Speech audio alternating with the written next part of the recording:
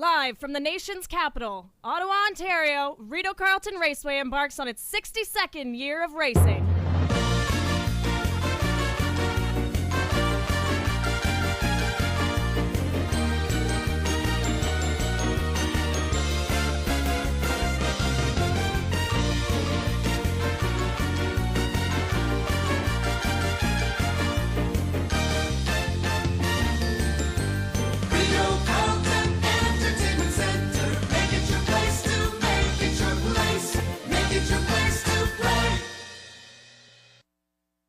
Hello, ladies and gentlemen, and welcome to Rideau Carleton on this Sunday evening, November 10th.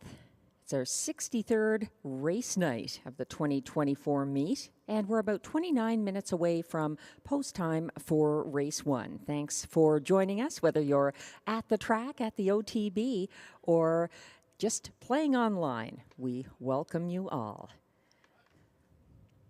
The track is fast. Conditions are overcast. The temperature 5 degrees Celsius, 41 Fahrenheit. Winds are out of the northeast, 14 kilometers an hour, 9 miles per hour. Humidity is at 76%.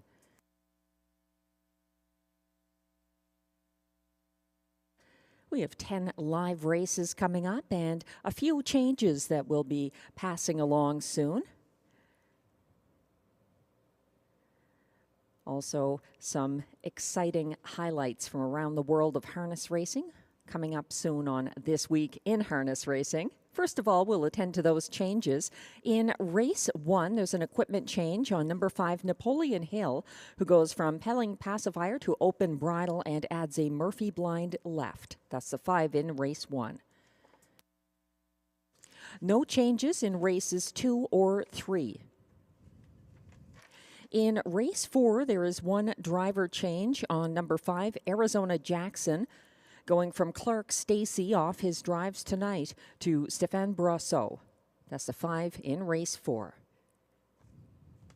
There's an equipment change in race 5, and it's the 9, Rockin' My Dream, who goes from blinkers to open bridle. That's 9 in race 5.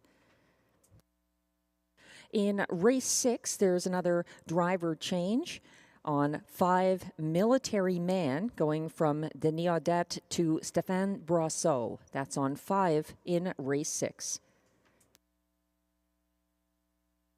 No changes in races 7 or 8. A couple of driver, or I should say a driver and a trainer change in race 9.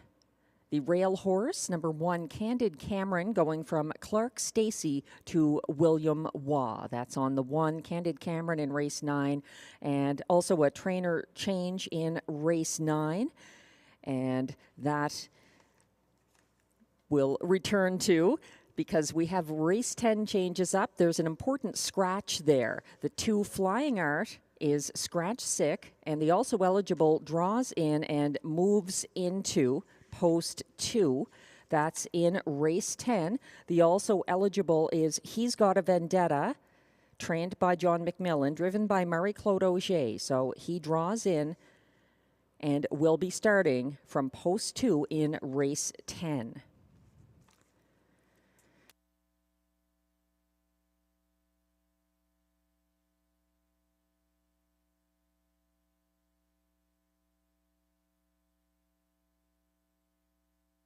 The trainer change in race 9, just taking a closer look here, is on 8, Gringo Star, going from Gaetan Fortin to Steve Fortin.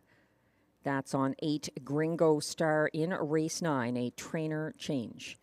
That's all the changes that we have so far. We're about 26 minutes away from post time for race 1. It's a field of 5 trotters and a strong favorite ever since the windows opened. Number 5, Napoleon Hill, currently at odds of 1-5 for trainer Macy Castle-Smythe and driver Kyle Forgy.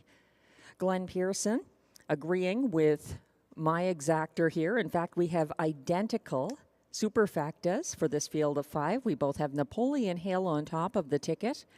The 4, Synergy, is in the place spot for show. We both like the stablemate from trainer Kelly Duval-Lacaille.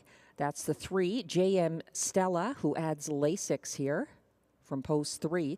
And then to complete the superfecta, we're going with that 2-year-old from the rail, Wildfire Blue Chip, for trainer-driver Phil Reed. 5-4-3-1 is how we see it.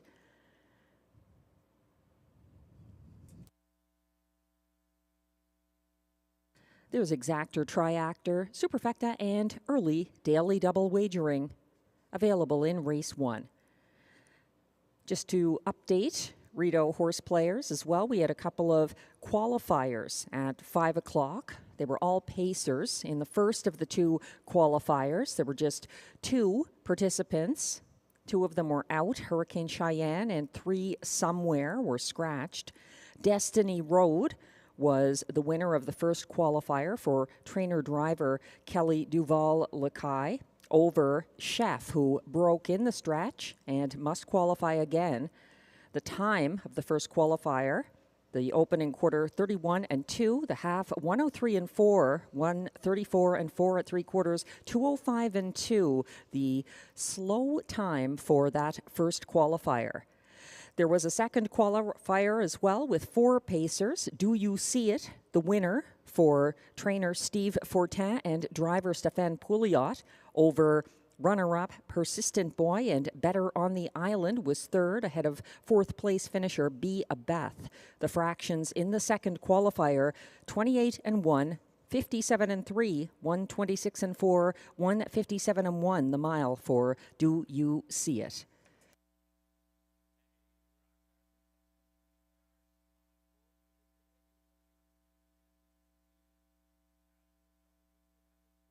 This week in harness racing, Rideau Carleton wants to congratulate Southwind Amazon on becoming the winningest horse in modern harness racing with win number 138 at Northfield Park on November 5th. Southwind Amazon had his 2nd and 3rd lifetime starts back in July 2012 at Rideau Carleton in Ontario Sire Stakes Gold. Tier. Simple Kind of Man was in tight quarters there with Win Not Lou and Southwind Amazon floated out the back of the field. Dragon Candy odds on pick 6 and Tixie Yank. And meanwhile, up front, squaring off across the backstretch, our Natives Filou and Beach Forecast. They put some good speed on. Hot Rod Ryan is 3rd. They've put 7 on Simple Kind of Man, who's 4th. They're off the opening quarter and a blazing 26 seconds. They are rolling up front. Natives Filou sets the torrid pace. Beach Forecast 2nd. Hot Rod Ryan is 3rd. Simple Kind of Man closes down the hatches from 4th as they back the pace down a little bit. Then Billy Davis Jr. and Win Not Lose swing off the rail. Southwind Amazon vacates the cones. He's going to be 3rd over, and he's had pace in front of him. Then Dragon Candy, odds on pick 6, and Tixie Yank in the back marker. 1 circuit remaining after a half and 55 and 3, so they catch a 29 and 3 mid-race breather.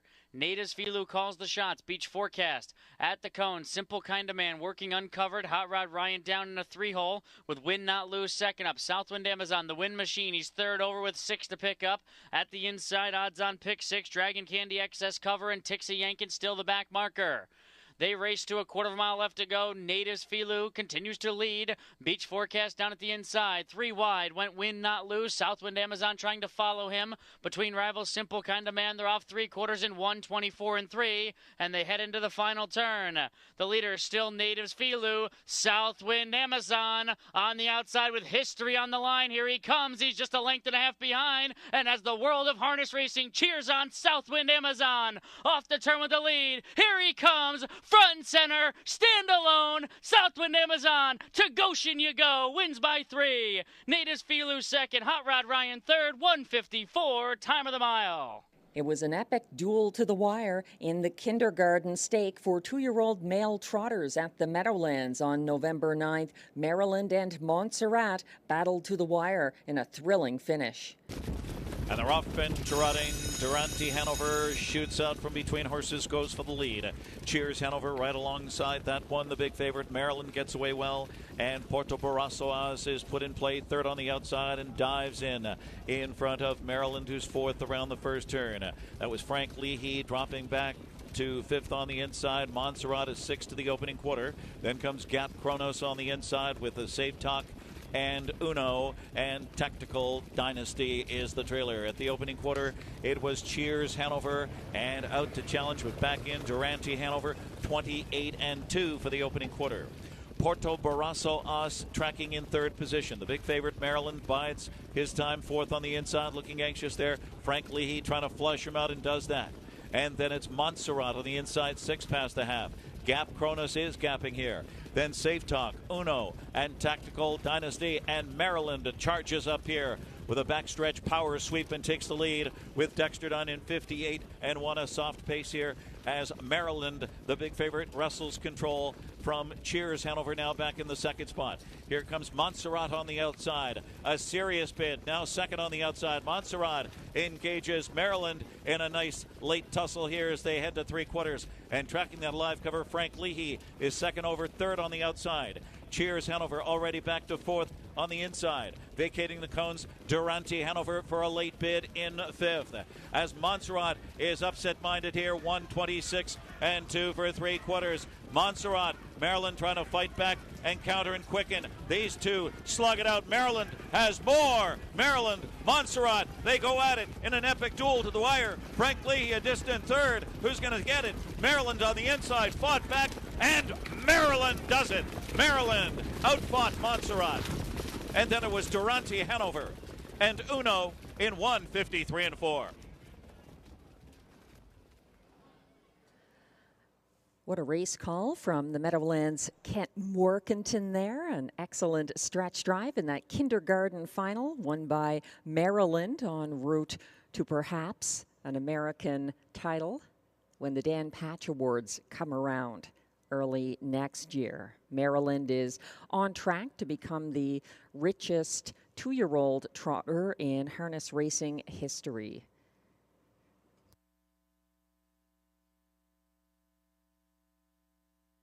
We're about 18 minutes away from race one here at Rideau Carleton, and there's continued parimutuel support for Napoleon Hill from post 5.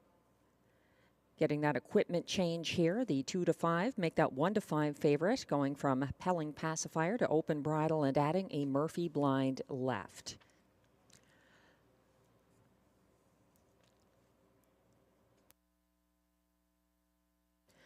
Glenn Pearson and myself both like Napoleon Hill on top. He sat the pocket behind the pace setter, Dominion, here last Sunday.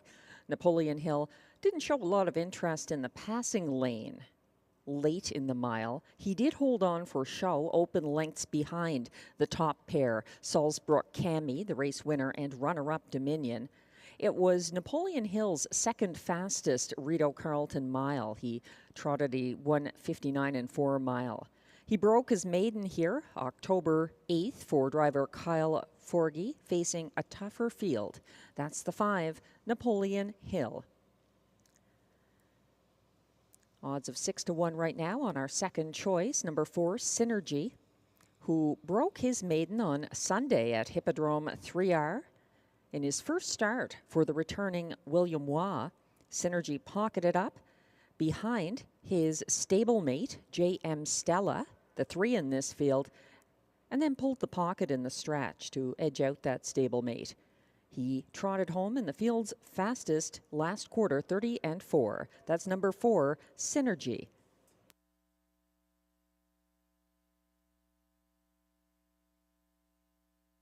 The stablemate from the Kelly Duval Lakai stable also getting some attention here. 3 to 1 right now from post 3. J.M. Stella grabbed early command on Sunday at Hippodrome 3R. Matched strides with the first over challenger Bonfire Bash near the opening quarter. Parked him until he retreated near three quarters.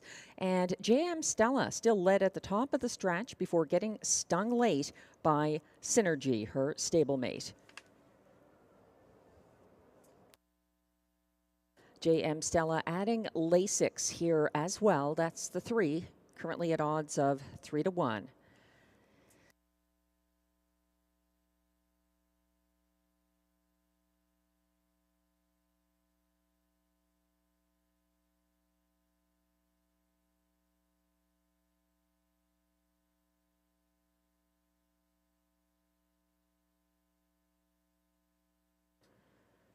There are a couple of 2-year-olds in the race 1 field. They draw inside. Number 1, Wildfire Blue Chip, and number 2, Greenleaf.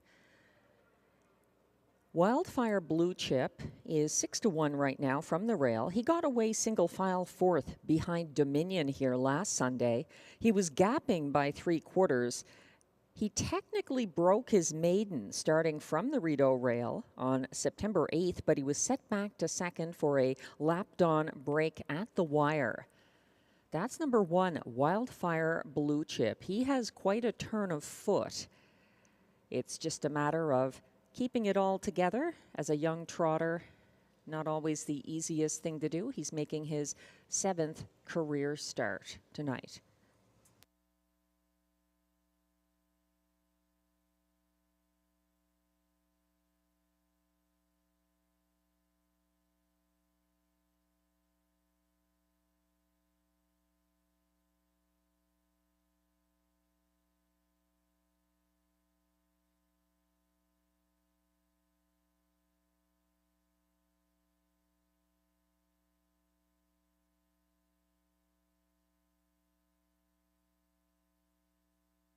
We are about 14 minutes away from post time for race 1. Tonight's feature is the preferred handicap pace in race 7, where the Lightspeed was a winner in his most recent couple of editions of this class.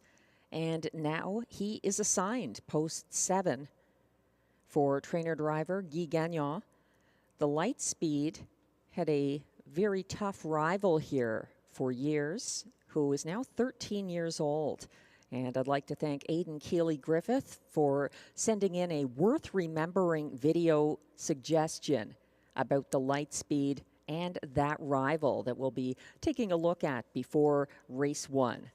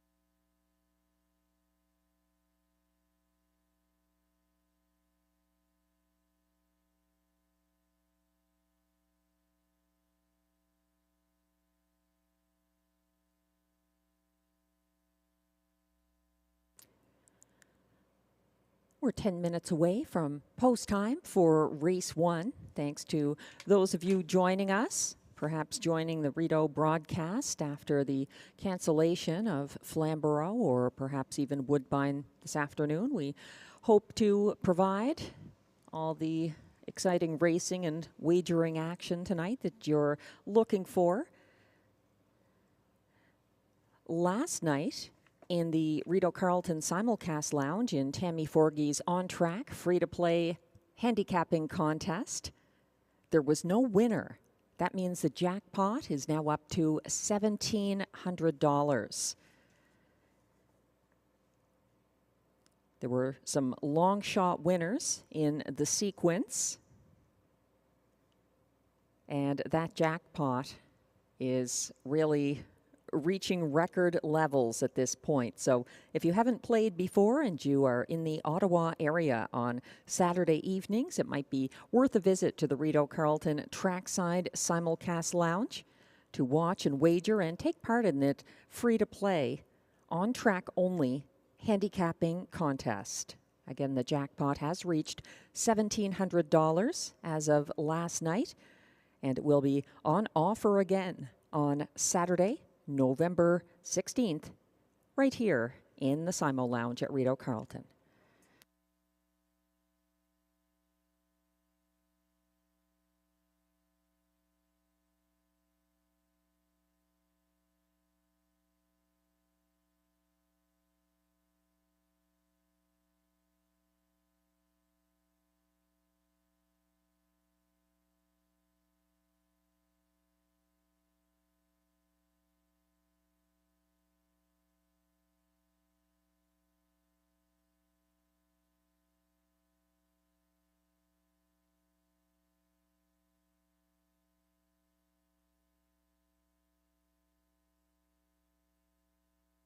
Speaking of simulcasting, Rideau Carleton regulars tuning in to the Woodbine Mohawk Park broadcast last night may have caught an interesting discussion before the Ontario Harvest Series went behind the gate with the Rideau horse. That would be the beaten favorite, McWicked Time, who ended up third as the favorite for Jody and Travis Cullen that race. He started out his career at Rideau Carleton. He is owned by Jacqueline Donnell of Metcalfe, Ontario, a very nice horse, and it was a great discussion. Chad Rosema and Randy Waples talking about whether McWicked Time is more of a closer or a front-end horse. And the truth is, he started out with a front-end victory at Rideau Carleton, and it was last year, July 9th, winning on the front end by over 13 lengths in 156 to break his maiden for trainer-driver Robbie Robinson. Randy Waples, you are correct.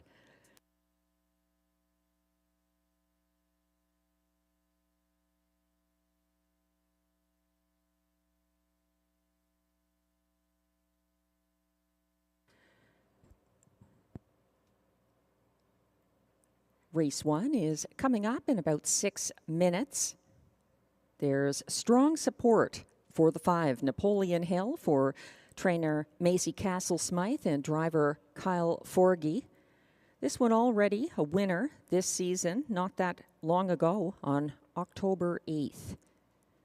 He responded to an equipment change on that occasion. There'd been some adjustments with his bridle, and he has that happening again here, going Pelling Pacifier to open bridle, adding a Murphy blind left. So Napoleon Hill, strong support, 4-5 favorite right now. Next closest on the board is the 3, J.M. Stella, adding Lasix, and a 2-time winner this season, coming in from that most recent start at Hippodrome 3R, but on a class drop. She had been racing at Woodbine Mohawk Park prior to that 3R start last Sunday.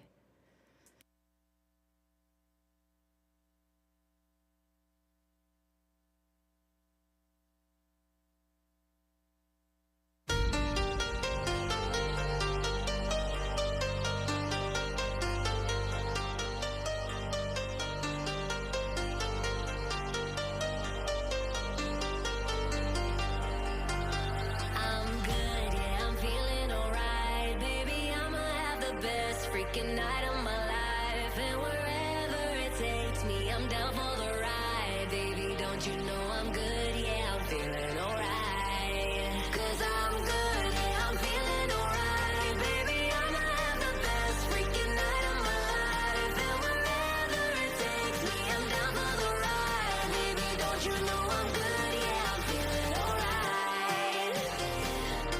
'Cause I'm good, yeah, I'm feeling alright. Baby, I'ma have the best freaking night of my life. And wherever it takes me, I'm down for the ride. Baby, don't you know I'm good? Yeah, I'm feeling alright.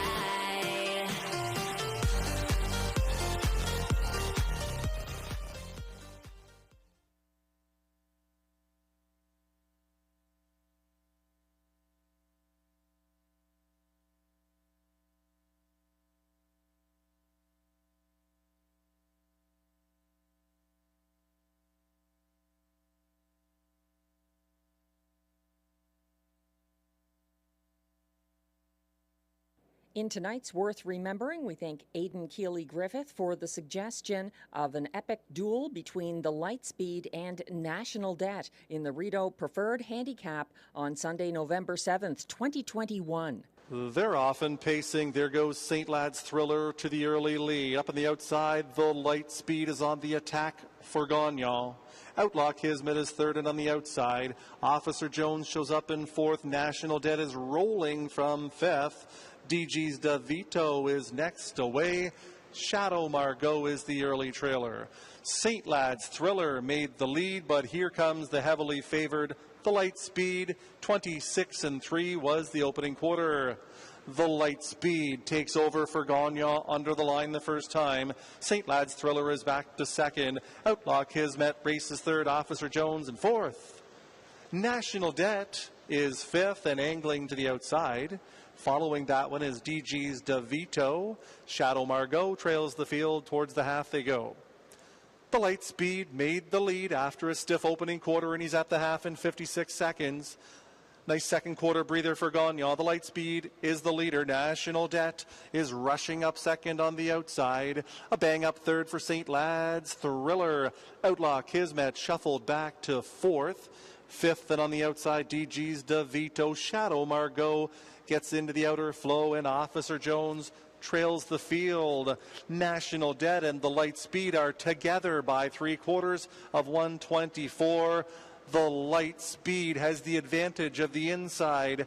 National Debt is half a length away second. St. Lad's Thriller is right there from third. With an eighth of a mile to go, the Lightspeed is on the lead. St. Lad's Thriller heads up the inside. National Debt down the middle coming for the payoff. National Debt is just too strong, and he comes on past to win it. The Lightspeed second, St. Lad's Thriller a good third in 152-3.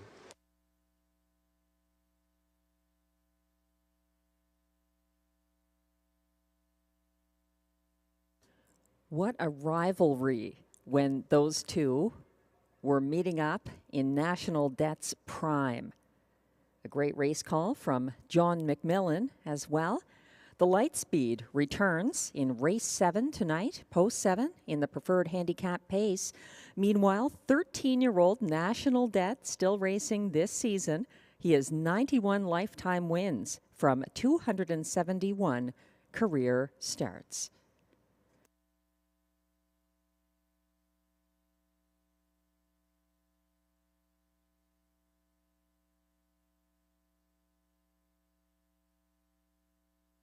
The post parade should be on track momentarily for race 1 with exactor, triactor, superfecta, and early daily double wagering.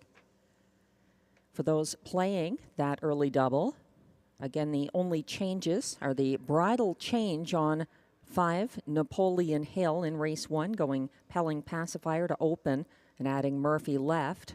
Also the 3 in race 1, JM Stella is adding Lasix. And there are no changes in race 2.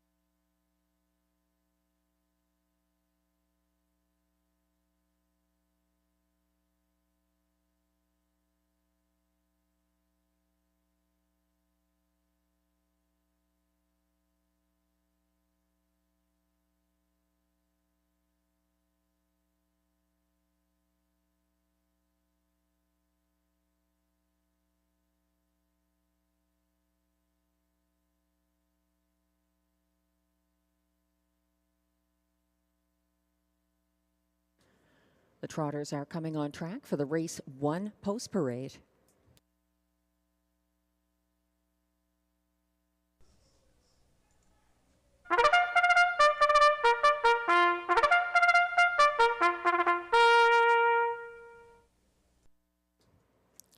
And these trotters are non-winners of $12,500 or 2 races lifetime, with allowances for fillies and mares, and non-winners of a race drawing inside. The purse is $6,200.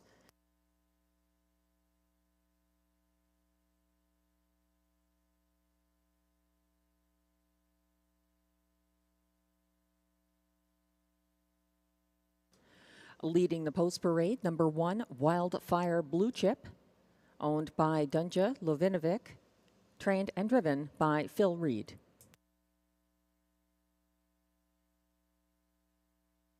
Two is Greenleaf, owned by Écurie Largo Incorporated, trained by Pierre-Marc Longpré, driven by Stéphane Pouliot. 3 is the current 1-9 favorite, J.M. Stella, who adds Lasix. She is owned by firm Canico Farm Incorporated, trained by Kelly Duval Lacaille and driven by Sylvain Lacaille. 4 is Synergy, owned by Sylvain Lacaille, who also bred Synergy. The trainer is Kelly Duval Lacaille and the driver William Waugh.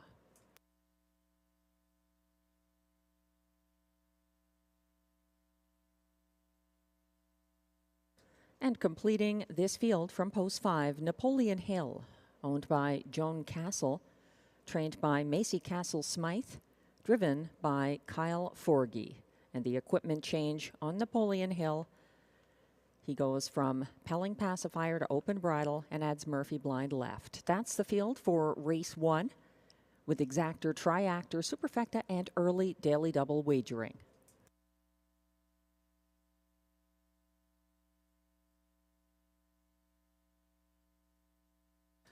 The early favorite was the 5, Napoleon Hill, and now there's been a strong shift in favor of the 3, J.M. Stella.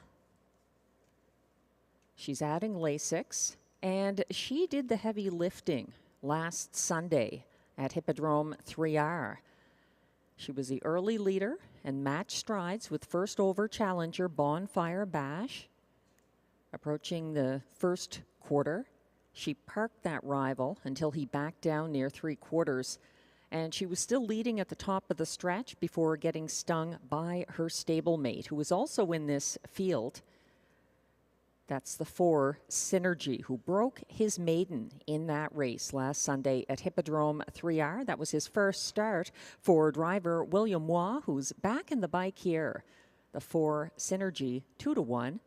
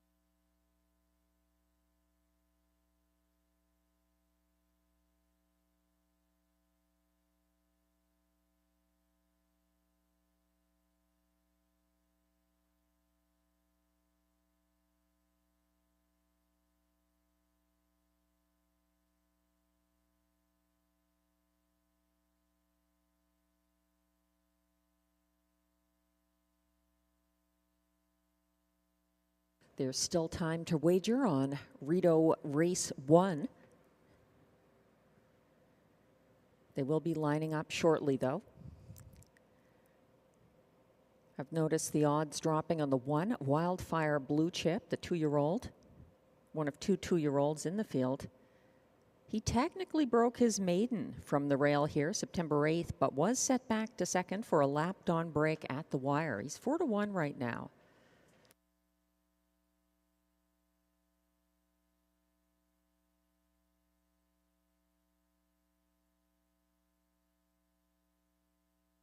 The starter has called the field for race 1.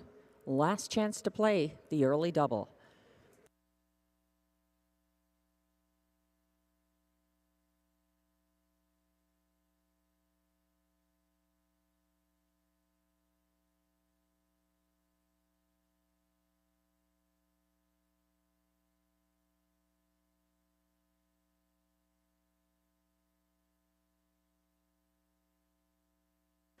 The race 1 trotters are gathering behind the gate in front of the Rideau grandstand.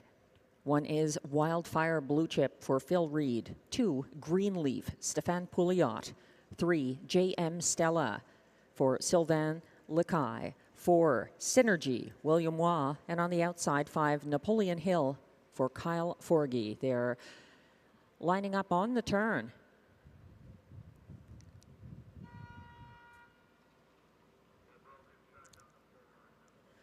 There's a broken check on the 4, Synergy.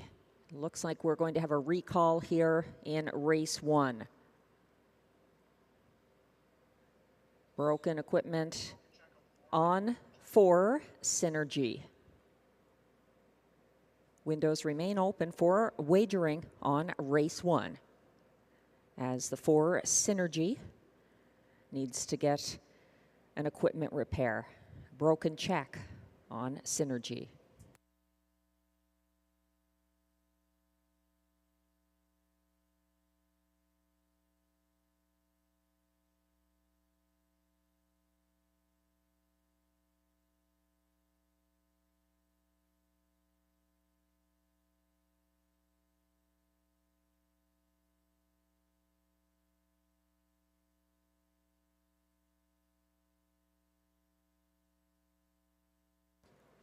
Once again, we have a recall in race 1 as the 4, Synergy, and driver William Waugh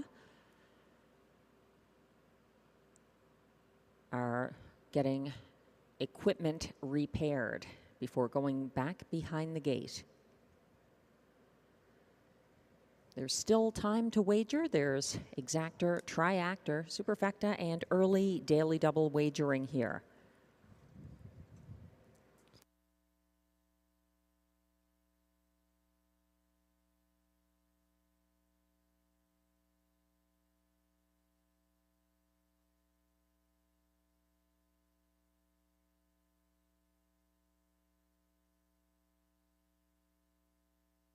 Synergy is lining up with the others. He's on the turn now and approaching the grandstand, so they will be lining up to start race 1 momentarily.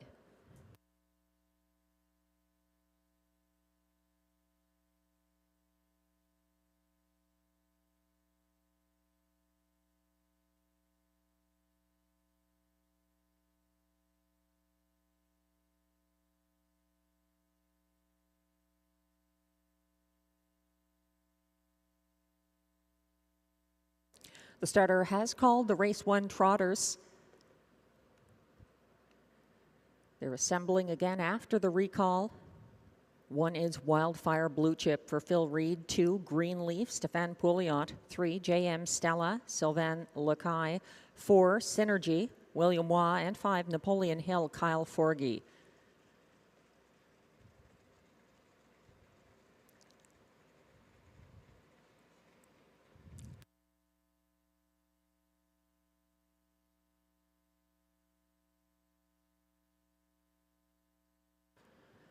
The trotters are all behind the gate on the turn and headed towards the backstretch.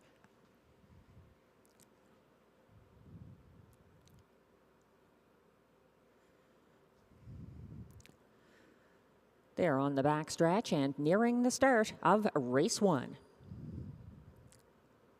They're off and trotting. J.M. Stella and Sylvain Lacaille are blasting to the early lead, shadowed by Synergy, the stablemate, and wide early, and now third, first over, and perhaps looking for room along the pylons, Napoleon Hill. He finds room, and he's now sitting third behind leader J.M. Stella, headed to the opening quarter. Synergy, the stablemate, sits the pocket as J.M. Stella, the 1-5 favorite, heads around past the quarter in 28 flat. The filly leading ahead of stablemate Synergy, and next closest, tied up now in third, is Napoleon Hill. It's about 8 lengths back to Greenleaf, and at the back of the field, Wildfire Blue Chip.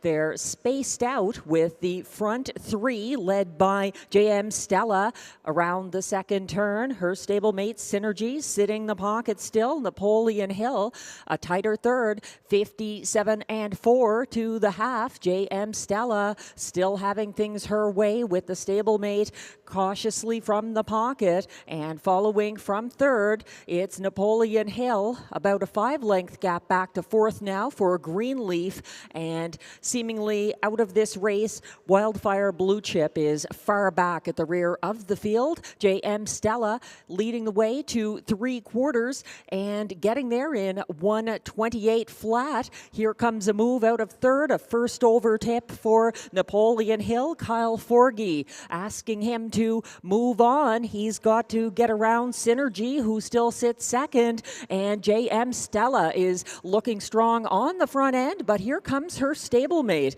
That's Synergy exiting the pocket. It's a 2-horse battle to the wire here, and it's going to be Synergy prevailing by about a neck over J.M. Stella. Open lengths back to third place, Napoleon Hill. Greenleaf was fourth, 1:59 flat.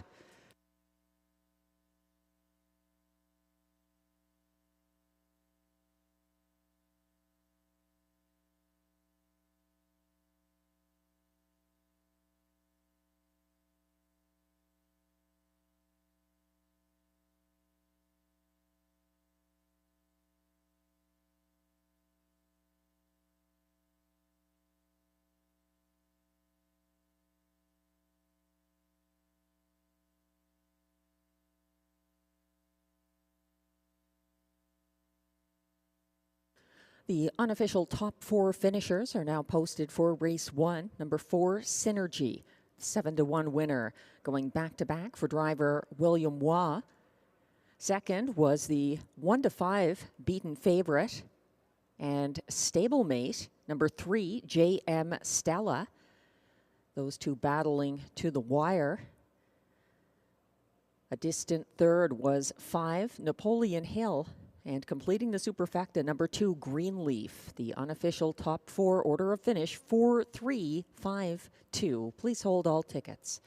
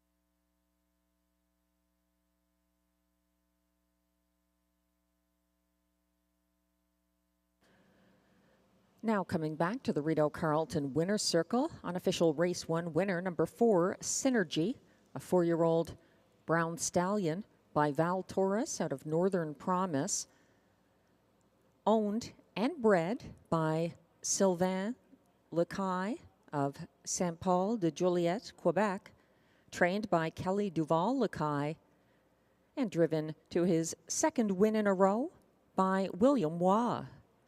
The 159 mile, also a new lifetime mark for Synergy. Congratulations.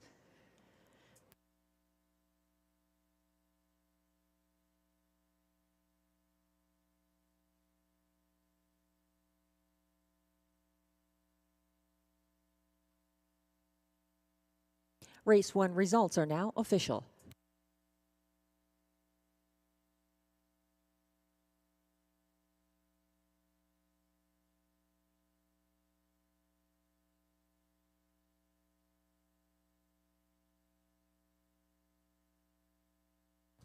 Prices are posted for race 1. Number 4, Synergy, returns $17.50 to win. The $2 exactor 4-3 combination pays $39.10. It's $35.45 for the $1 triactor, $4.35, and the $1 superfecta, $4.352, pays $93.50.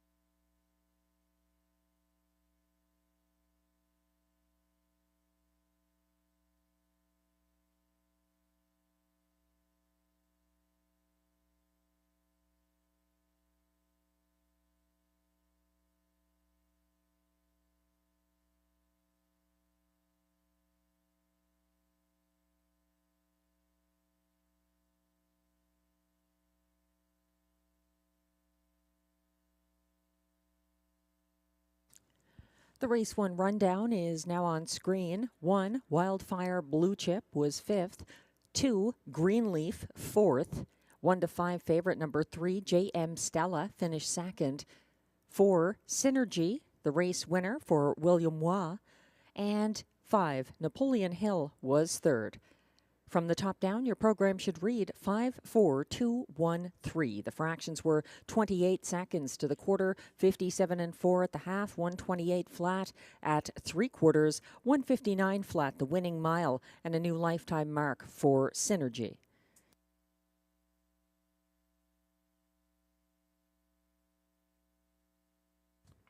Race 2 is coming up next. No changes. There's exactor, triactor, superfecta, and early pick 4 wagering.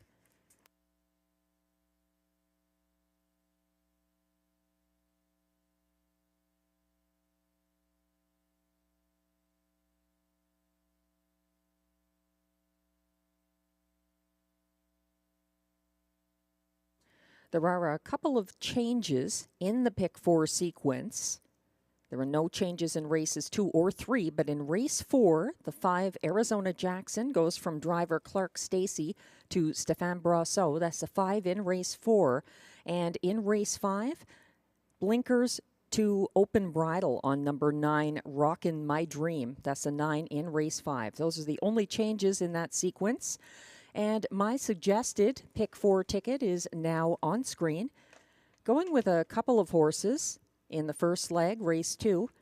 Early Action, stepping down from the preferred handicap pace. He's 1-9 right now for Mandy Archer and driver Guy Gagnon from post 2. I think he's slightly vulnerable to the 4, Skylar, who teams up again with his old friend Jimmy Gagnon. For trainer Vic Putty, Skylar, a known closer. He's had some front-end trips that have been successful here as well, but he's 8-1 right now. And if anyone can catch Early Action with the class relief, I think it could be Skylar. In race 3, going 3 deep, this is a mixed field. Some of the top mares in against the boys. The 2 Anna's Wish, the strong closer for trainer Robert Bernicki and driver Marie-Claude Auger, looking good here. Also, I think the 3 Day Delight for Vic Putty and Jimmy Gagnon is a top contender. 8 wins together this season. And then the 6 here, also DA Temptation, very strong lately, coming in off a win over Bettenantine and Day Delight in her most recent start, November 3rd at Rideau Carleton for trainer driver Guy Gagnon. In race 4, it's a field of 9 and very competitive. I'm using 1, Better C, for Jean Beaulieu and Stephen Genois coming in after racing competitively at Vernon Downs.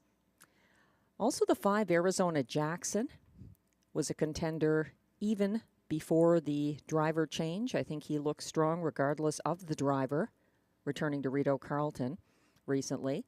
The 7, No Fool McKinley for Isabel Darvaux and Robert Shepard. A double-digit winner as my spot play last Sunday, and now goes from the rail to the 7 hole, so that doesn't help his chances. However, he showed great form there. And also the 2, Conquest Sealster from the hot Guy Gagnon stable. He's the trainer driver of the 2 in race 4, the 3rd leg of the early pick 4. The post parade is coming on track now for race 2.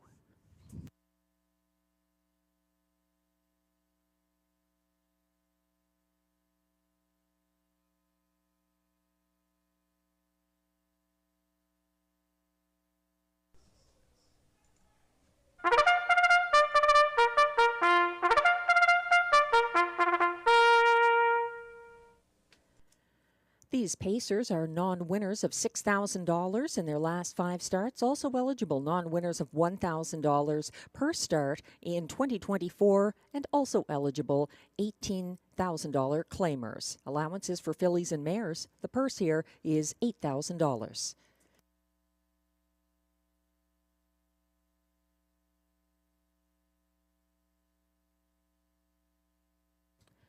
Leading the post parade, number 1, Monty's Gone Marble, owned by Jeff and April Murphy, trained by John McMillan, driven by Jason Gilchrist.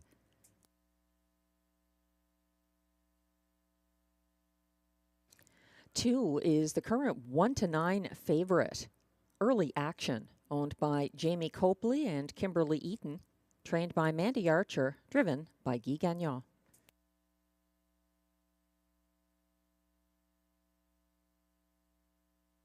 3 is the mare Compass Rose de Vie, owned by Guy Courbet, trained by Maxime Vellet and driven by Stéphane Brosseau.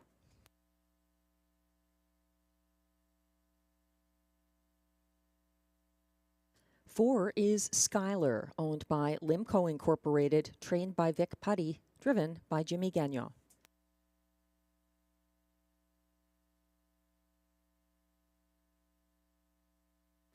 Five is Love My Rockin' Bird, owned by Limco Incorporated, trained by Vic Putty, driven by William Waugh.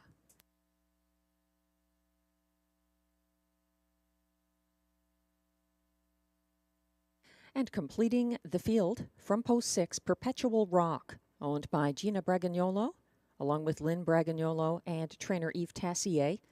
Pascal Berube drives. That's your field of 6 for race 2. No changes. Exactor, Triactor, Superfecta, and Pick 4 wagering.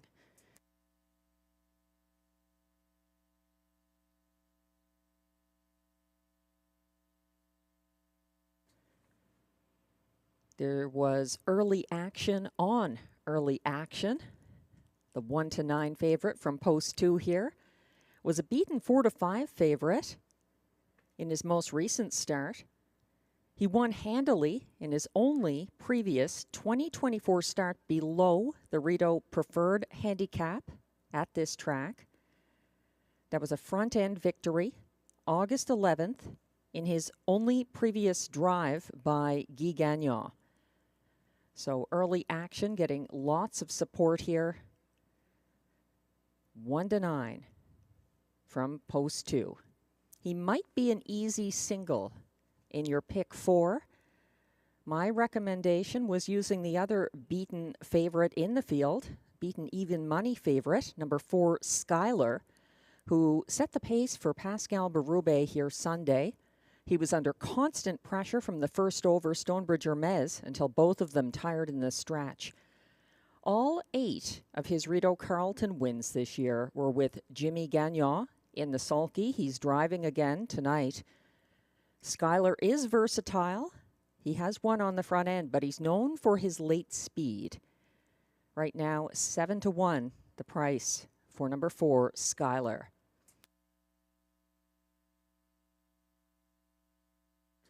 Six, Perpetual Rock is also a higher price than I would have expected, 7-1 right now. He's getting class relief in his Rideau return.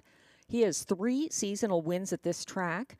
They were all from inside posts, either from 1 or 2. The most recent was September 29th when he was stalking Carson Star Choice from single file 4th and flying wide down the stretch. That's number 6, Perpetual Rock.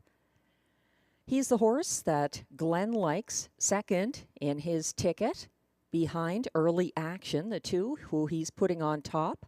I see eye to eye with him on that top choice here, and the betting public agrees. 1-9 support for number 2, Early Action, and Guy Gagnon. My exactor, I am putting Skylar second. Glenn is putting him 4th. However you see it, it's time to play it. They are going behind the gate in just a moment for race 2 to kick off the early pick 4.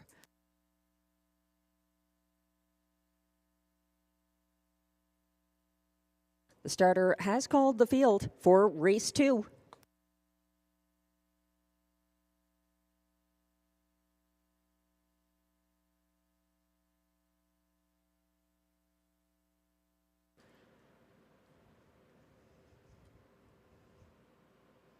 Windows are still open as they gather behind the gate. Exactor, Triactor, Superfecta, and early pick 4 wagering here in race 2. As they line up, the 1 is Monty's Gone Marble for Jason Gilchrist. 2, Early Action, Guy Gagnon. 3, Compass Rose de Vie, Stéphane Brasseau. 4, Skylar, Jimmy Gagnon. 5, Love My Rockin' Bird, William Waugh. And 6, Perpetual Rock for Pascal Berube.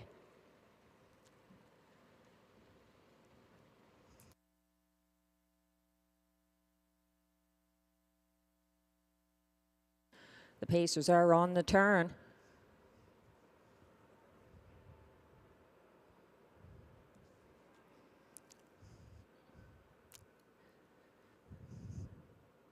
Now they're on the backstretch in a line.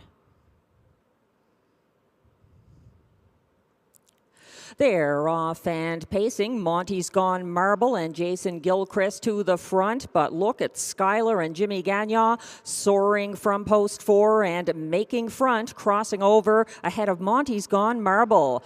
Sitting in 3rd, that is Early Action. Following him from 4th, Compass Rose de Vie, the mare. And the last 2 are Love My Rockin' Bird and Perpetual Rock. They're single file to the opening quarter with 10-1 Skylar out there in the mist and reaching that opening quarter in 27 and 3. A brisk first panel for the known closer who sometimes likes the front end too. Skyler controlling things right now. He's a length and a half ahead of Monty's Gone Marble back in third. That's the favorite Early Action.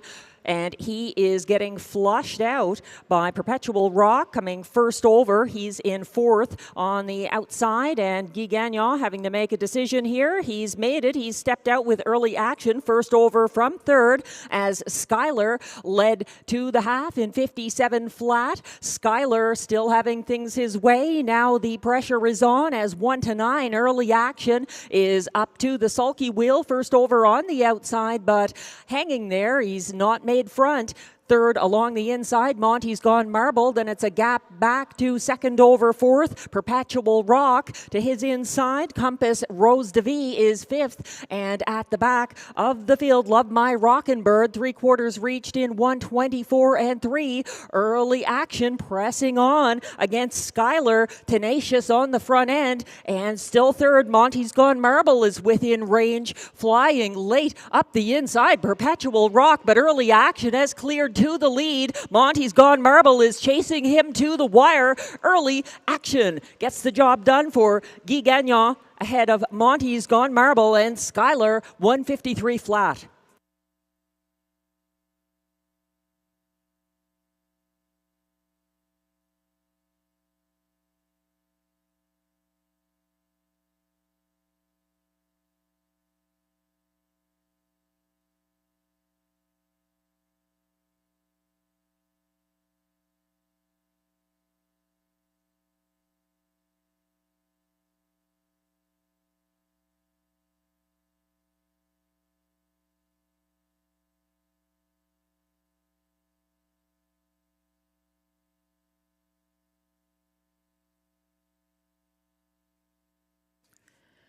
Early Action, not involved in the early action here, but fortunately for his supporters, he had some late action as a 1-9 favorite, getting the win for Guy Gagnon.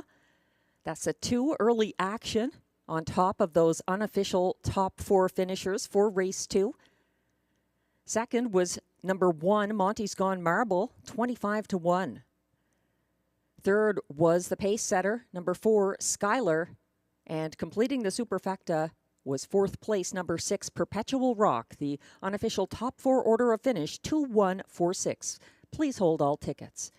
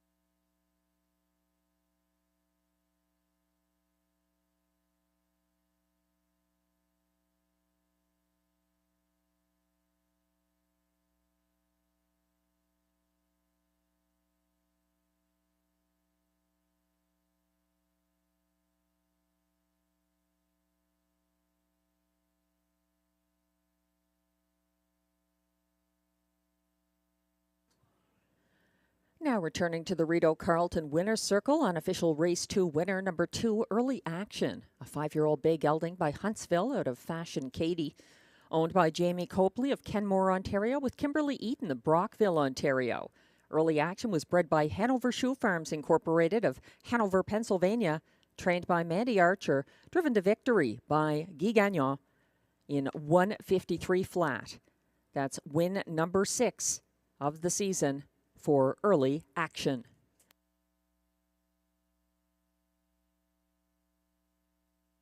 Results are now official for race 2.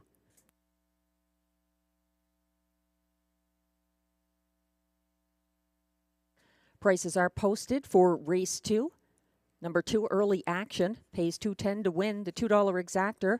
2-1 pays $11.90. It's $21.90 for the $1 triactor. 2-1-4 combination. The $2 early double, 4-2, pays $22.50. And the $1 superfecta pays $40.20 for the 2-1-4-6 $1 ticket.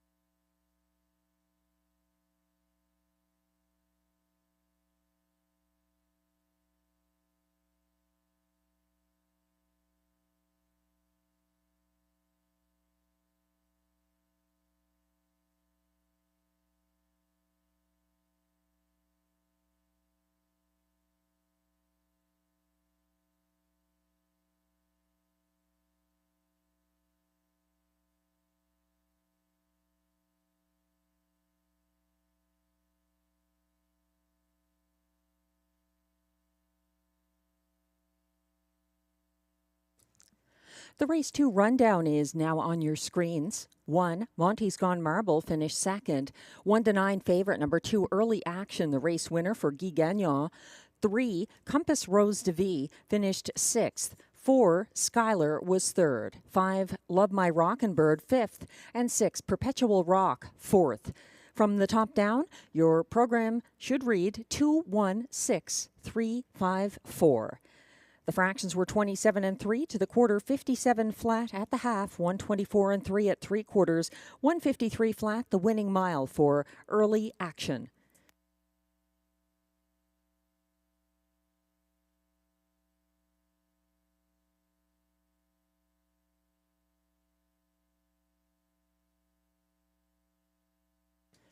Race 3 is coming up next. Exactor, Triactor, Superfecta, and Pick 3 wagering.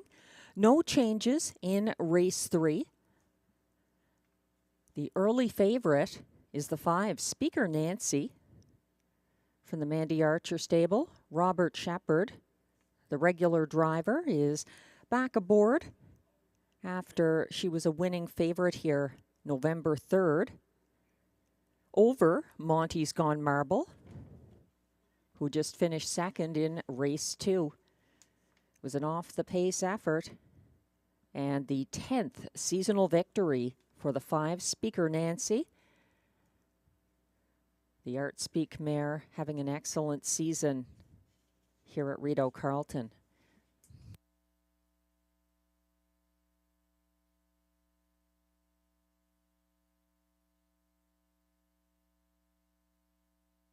No one lays over the race 3 field, however, the way Early Action laid over the field in race 2.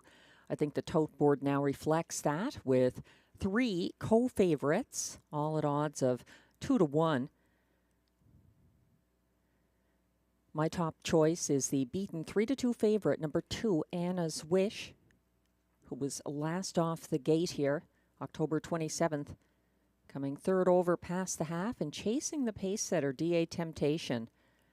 She was following the cover of First Up, Sauble Amber on the backstretch that race, October 27th at Rideau Carleton, and was narrowly outsprinted to the wire. 3-1 right now. The price for number 2, Anna's Wish. Post Parade should be coming on track in just a moment for race 3.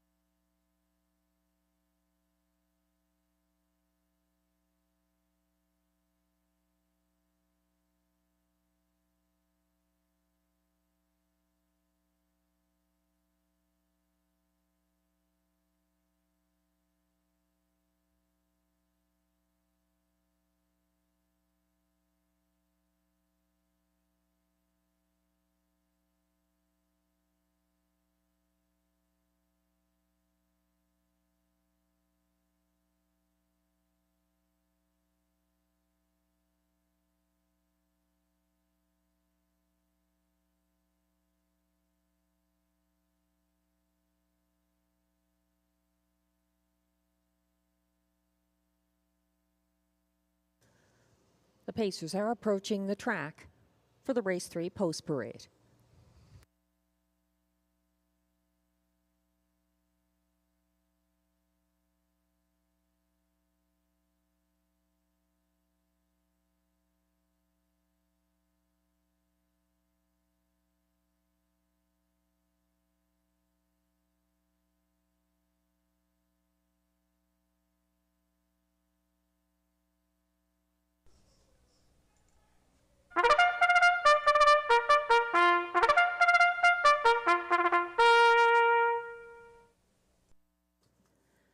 The Pacers are now on track for the race 3 Post Parade.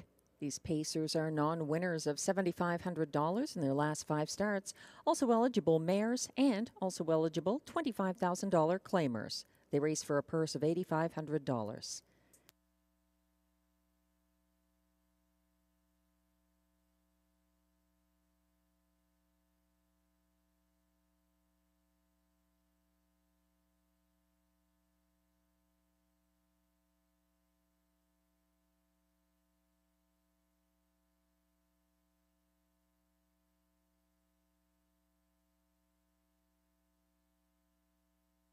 One is Sobel Amber, owned and trained by Michel Legasse, driven by Pascal Berube.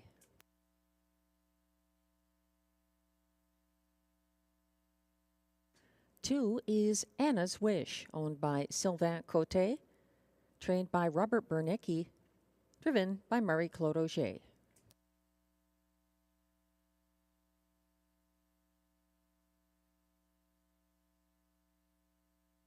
Three is Day Delight, owned by Triple S Equine, trained by Vic Putty, driven by Jimmy Gagnon.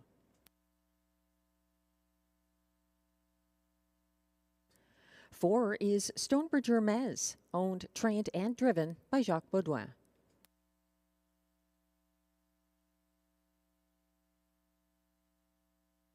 Five is Speaker Nancy, owned by Jamie Copley with the Ottawa Bob Racing Stable, trained by Mandy Archer, driven by Robert Shepard.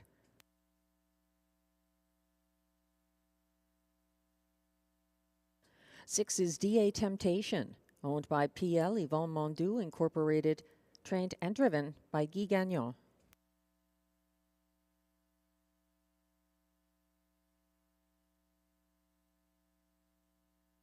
And rounding out this field from post 7, Smiling Billy the Kid, owned and trained by Benoit Ibert and driven by Ryan Guy. That's the field for race 3. No changes. There's exactor, triactor, superfecta, and pick 3 wagering available.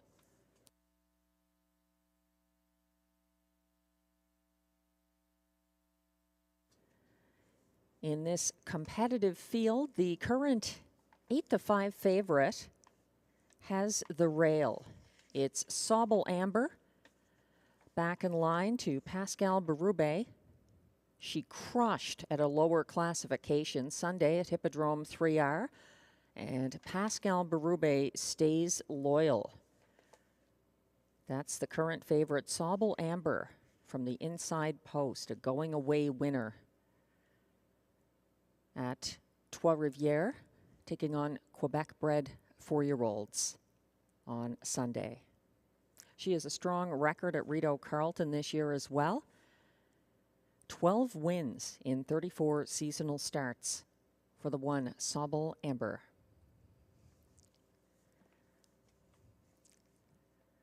I think the 3 Day Delight is a major player here. He and driver Jimmy Gagnon wired from the same post and level September 29th and October 8th. He was caught second over fifth on the first turn Sunday and quickly backpedaled to the pylons as Schuyler and first over Stonebridge Hermes dueled to the quarter. Day Delight tipped third over past the half, was 4 wide on the backstretch, and got out-sprinted late by the 6 in this field, 11-1. Hard to imagine. On Guy Gagnon's number 6 here, DA Temptation, the race winner. Glenn Pearson likes Day Delight on top of his ticket. That's the 3. He's 4-1 right now. I'm using him in the place spot. Glenn is going to the favorite, Sauble Amber, in the place spot, ahead of the 2 Anna's Wish, and then completing his superfecta with the 6 DA Temptation. I have Anna's Wish on top, Day Delight second, then DA Temptation coming in off of that Sunday victory at this track for Guy Gagnon. And to complete my ticket, the one Sauble Amber, who steps up in class here, returning to Rideau Carleton.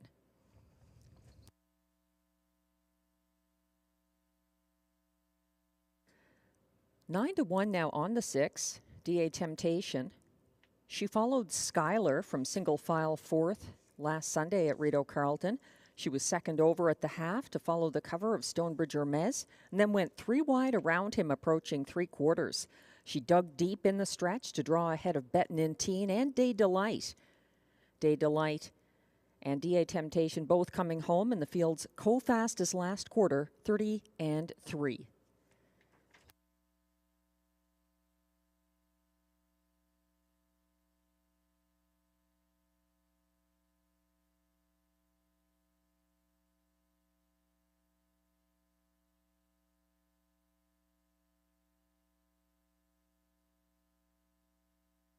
The starter has called the field for race 3.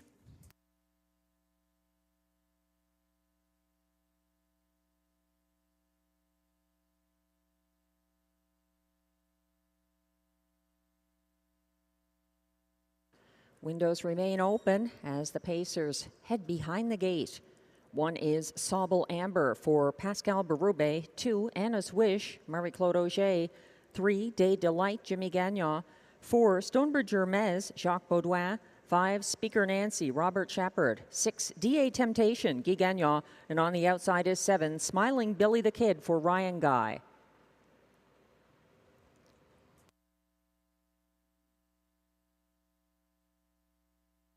They're lined up on the turn. Smiling Billy the Kid, a little behind the others. Now he's in position as well as the car turns on the backstretch. They're lined up for the start of race 3. They're off and pacing. Sauble Amber rocketing from the rail for Pascal Berube. She has company already with Day Delight first over in second and advancing to match strides. Sitting third early, Anna's Wish waiting her turn and caught in fourth early on the pylons at Stonebridge Hermes. Up front, we have a new leader as Jimmy Gagnon clears with Day Delight, putting Sauble Amber into the pocket, approaching the opening quarter and getting there there in 28 flat. Day Delight is in charge, leading down the stretch with his white nose guiding the way. Keeping second is Sobel Amber, content in the pocket. Then it's Anna's Wish third. Fourth, Stonebridge Hermes. Fifth, DA Temptation. Sixth is Speaker Nancy. And trailing, it's Smiling Billy the Kid. They're still single file headed around the second turn with Day Delight in control as Sobel Amber waits her turn second. They went by the half in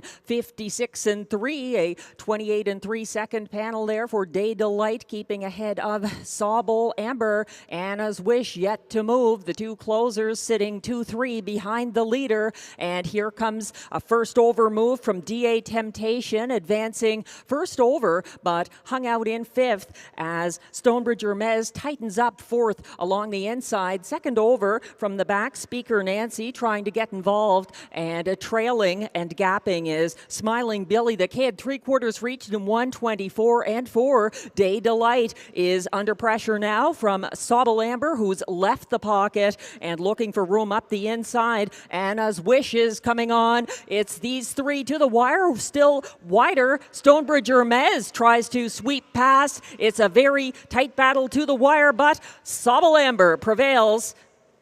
Tight for place between Stonebridge Hermes and Anna's Wish, 1:53 and 4.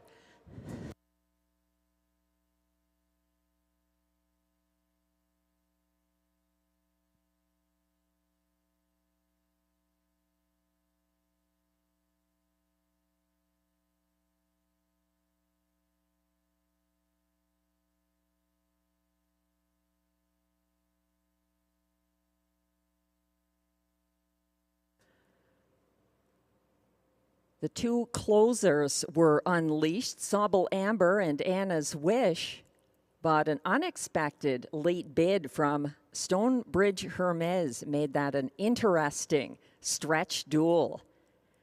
Sobel Amber prevails, the 1-2 favorite, getting that win, going back-to-back for Pascal Berube.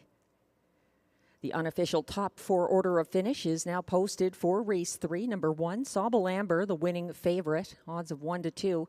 4, Stonebridge Hermes, second at odds of 35-1. Finishing third was the 2, Anna's Wish, ahead of number 3, Day Delight. The unofficial top 4 order of finish, 1, 4, 2, 3. Please hold all tickets.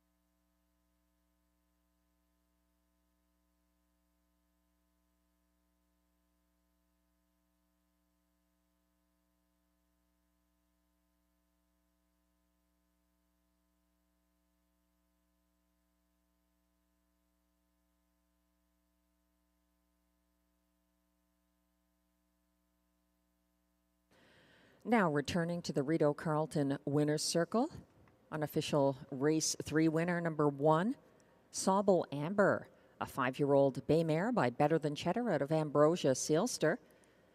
She is owned by trainer Michel Legasse of Terrebonne, Quebec. Sobel Amber was bred by Sobel Hill Farms of Tara, Ontario, and Nassasito Racing Incorporated of Ayr, Ontario.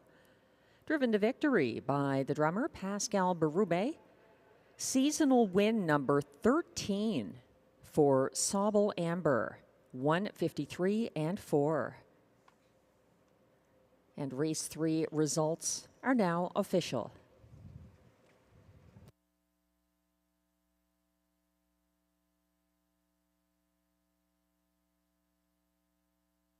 A popular winning favorite, Sobel Amber.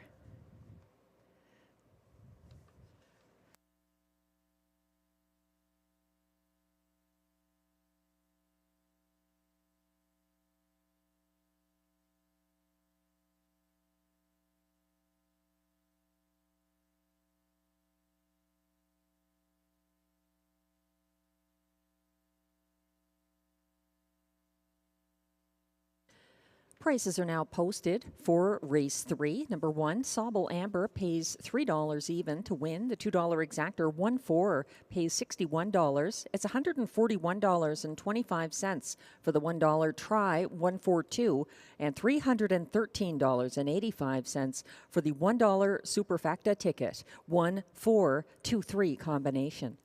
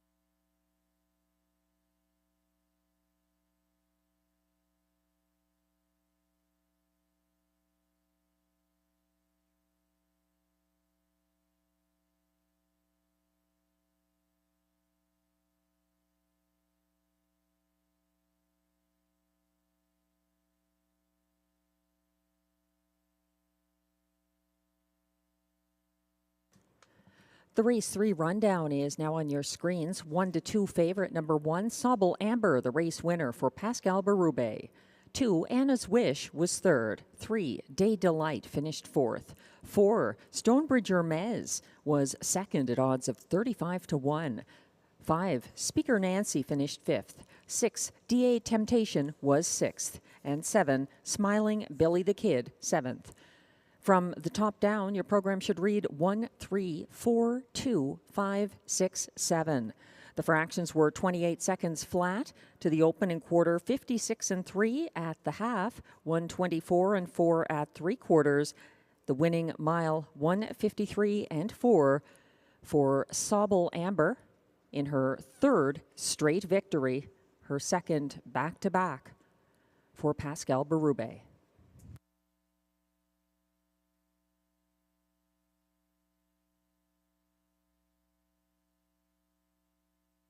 Race 4 is coming up next with exactor, triactor, superfecta, and middle pick 4 wagering. The only change here is a driver change. Clark Stacey off his drives tonight at Rideau Carleton. So the 5 Arizona Jackson in race 4 is getting catch driver Stéphane Brosseau tonight. That's the 5 Arizona Jackson teaming up with Stéphane Brosseau. Glenn Pearson and I see it quite differently in race 4. Kicking off another pick 4 here on a Sunday night at Rideau Carleton. He is going to my winning spot play selection from last Sunday. No Fool McKinley, the free-legged 4-year-old, coming in from Trois-Rivières. Before that, in Prince Edward Island, it was a nice win, a perfect pocket ride for him behind Conquest Sealster, who draws inside tonight, which I think is key. I am using 7 No Fool McKinley, third in my ticket. Glenn likes him to win. He's 4-1 right now for Isabelle Darbo and driver Robert Shepard staying aboard. In the place spot, Glenn likes the 3 Max Patrick for Mike Armstrong and Jimmy Gagnon, the driver of that 3-year-old sports writer gelding. 4 wins already this season, and he is making his 2nd consecutive Rideau start after Mike Armstrong drove him to the 4th place finish here in this class on Sunday. The 1 Better C looked impressive to me in his most recent start last Saturday at Vernon Downs. We'll discuss that after the race 4 post-parade. These pacers are now stepping on track.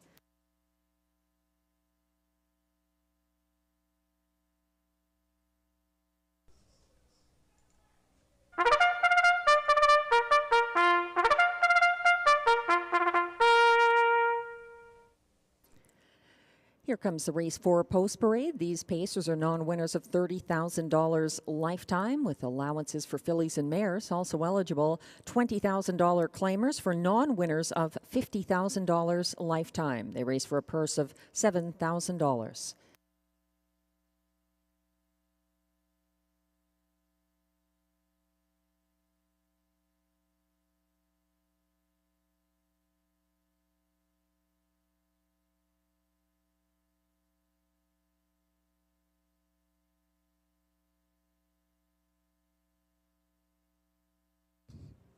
The 1 is Better C, owned by Fanny Saul Beaulieu with Philippe Trudeau.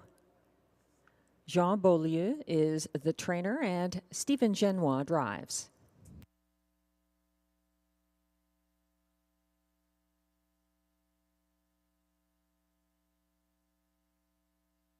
Two is the current 4-5 favorite Conquest Sealster, owned by Kathleen Pelletier, trained and driven by Guy Gagnon.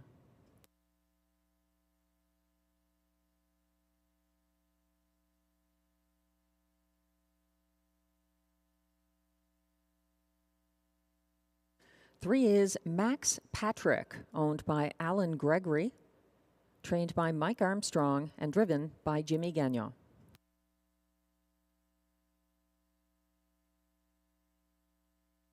Four is Braxton's Boy, owned by Dr. Jim Shive, trained by Mandy Archer and driven by Ryan Guy.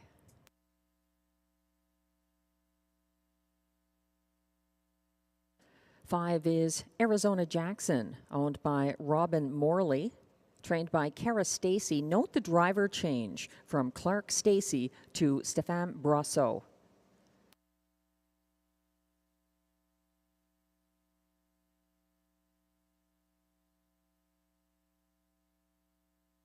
Six is J-Port Lexus, owned by Jonathan Genois and Laurent Penot, trained by David Pilon and driven by Sylvain Lacaille.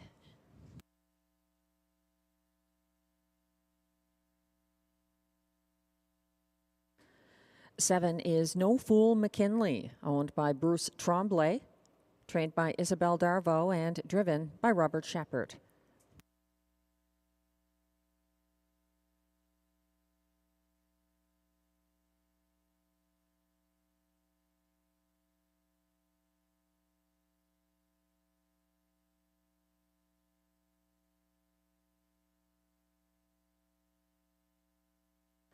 8 is La Barbe, owned by a numbered Canadian corporation, trained by Claude LaRose and driven by Pascal Berube. And completing this field from trailing post 9, Beach Roller, owned by trainer Gilbert Mercier and driven by Marie-Claude Auger. That's the field of 9 for race 4 with exactor, triactor, superfecta, and middle pick 4 wagering.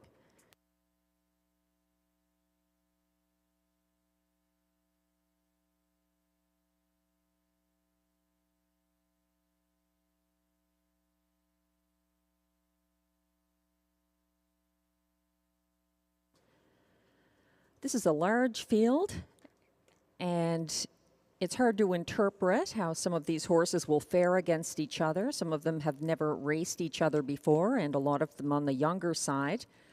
The current favorite at odds of 3 to 5 is the 2, Conquest Sealster. He was a pace-setting 1 to 9 favorite here for Guy Gagnon last Sunday.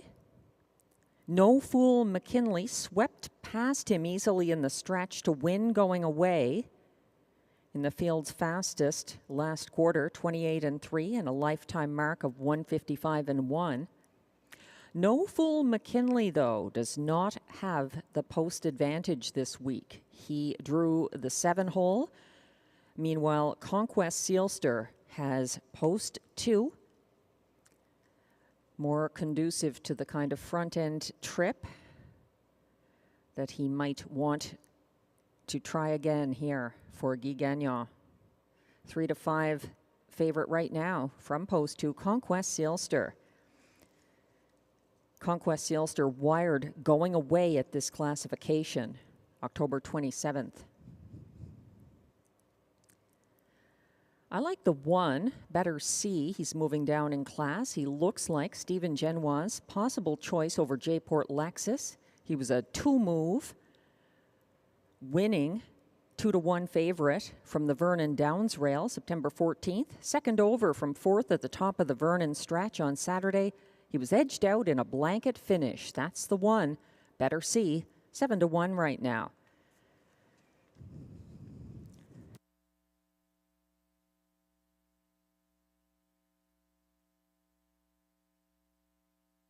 The starter has called the field for race 4. This is your final opportunity to play the middle pick 4 tonight at Rideau Carleton.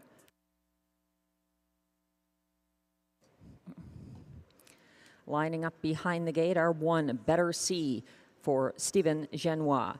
2, Conquest Sealster, Guy Gagnon. 3, Max Patrick, Jimmy Gagnon. 4, Braxton's Boy for Ryan Guy. 5, Arizona Jackson for catch driver Stefan Brasso. 6, J-Port Lexus, Sylvain Lacaille. 7, No Fool McKinley, Robert Shepard. 8, La Barbe for Pascal Berube on the outside. And the trailer is 9, Beach Roller for Marie-Claude Auger.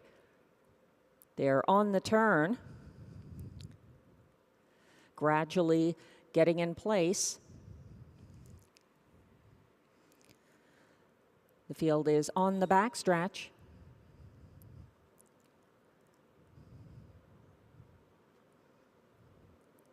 They're off and pacing. Conquest Sealster leaving from the inside for Guy Gagnon and looking to cross over early. Arizona Jackson for Stefan Brasso, out sprinting him to the lead. Following from single file third is Better See, and then fourth along the inside, moving up from the trailing post, is Beach Roller.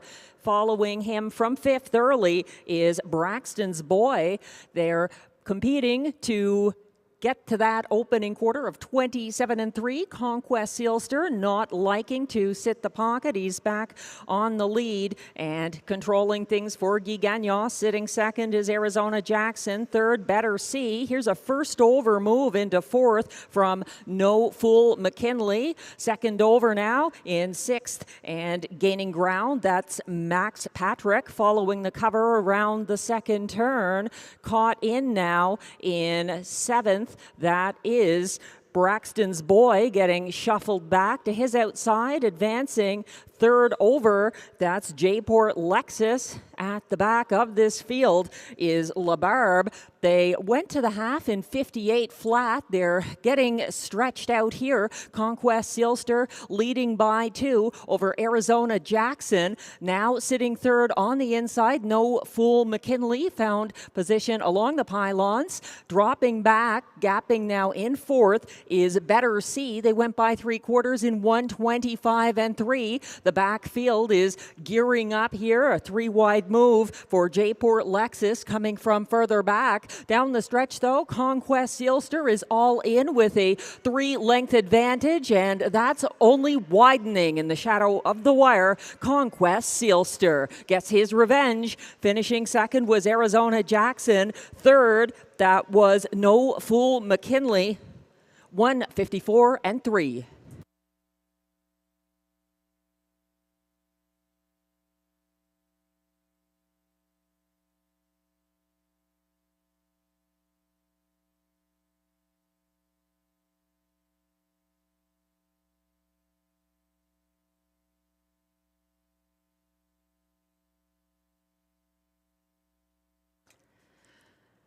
The post advantage worked to his advantage.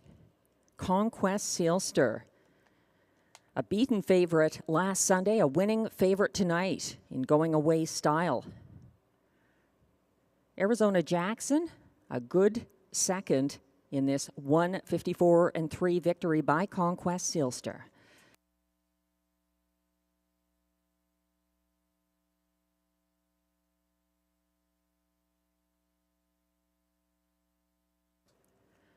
Race 4 unofficial results are posted. The top 4 finishers. 2, Conquest Sealster, a winning 1-2 favorite. Finishing second at odds of 13-1, Arizona Jackson for catch driver Stefan Brasseau. 7, No Fool McKinley was third, ahead of 9, Beach Roller, completing the superfecta in fourth. The unofficial top 4 order of finish, 2579. Please hold all tickets.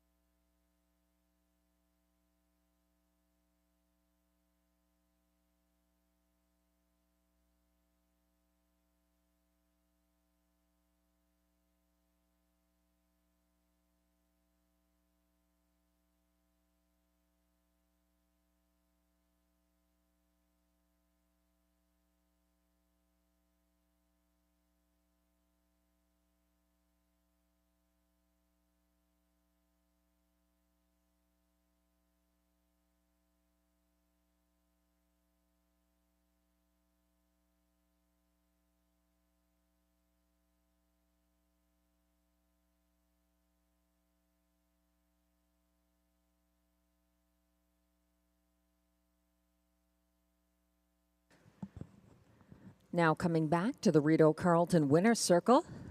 Unofficial race 4 winner, number 2, Conquest Sealster, a 4-year-old bay gelding by All Bets Off out of Call It Courage. Owned by Kathleen Pelletier of Mirabel, Quebec. Bred by Sealster Farms Incorporated of Lucan, Ontario.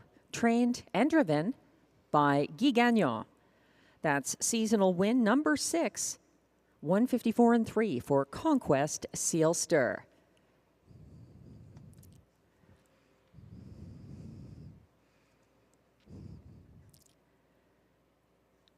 The second driving win of the night so far for Guy Gagnon. Winning with early action in race 2, and now another winning favorite in race 4, Conquest Sealster.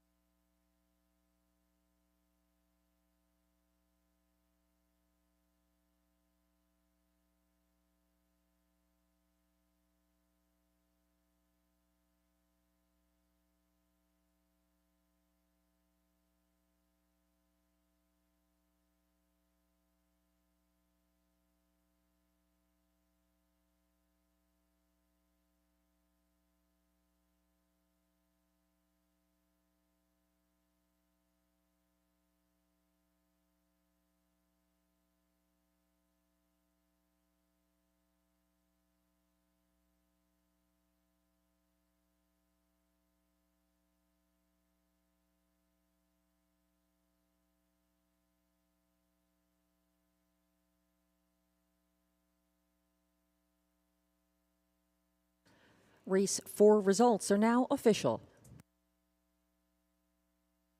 Prices are posted for race 4. Number 2, Conquest Sailster, pays $3.10 to win. The $2 exactor 2-5 combination pays $30.40. It's $68.85 for the $1 try, $257, $368.95 for the $1 superfecta, 2-5-7-9 combination.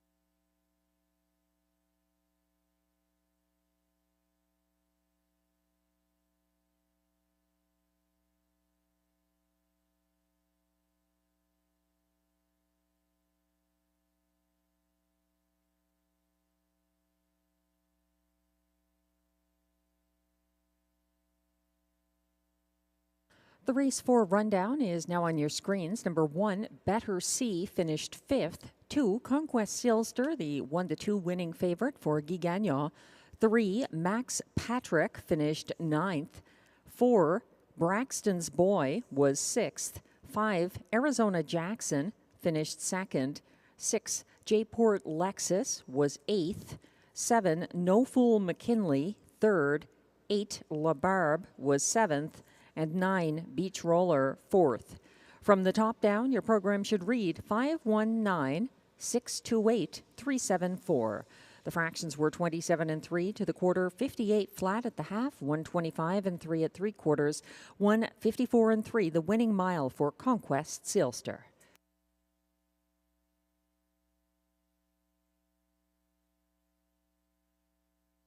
Race 5 is next. Exactor, Triactor, Superfecta, and Pick 3 wagering. The only change in Race 5 is an equipment change on the 9, Rockin' My Dream, who goes from blinkers to open bridle.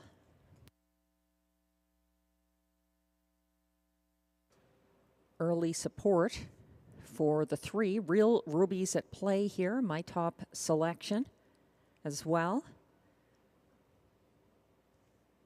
He's been strong this season at Rideau Carleton. And Pascal Berube already has a driving win tonight. He looks to have a strong contender here. Real Rubies at play. The 3 wired by open lengths at a higher Rideau classification on September 8th. That was the last time he drew an inside post. He got away from 4th here Thursday. He gets post relief and makes a quick turnaround. Pascal Berube was driving Real Rubies at play October 20th when this horse had an off-the-pace victory over a rival who was a beaten 3-5 favorite here in the same race against him on Thursday. That's number 7, Beef and Cheddar. 5-1 right now. He's teaming up with Guy Gagnon, which is interesting. His stablemate Dinner Party was a winner for Guy Gagnon on Thursday.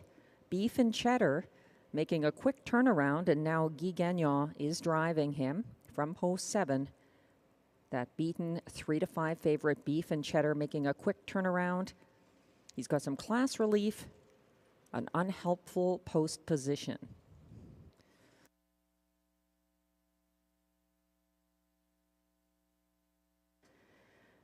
Another Did you know there here are over 80 horses?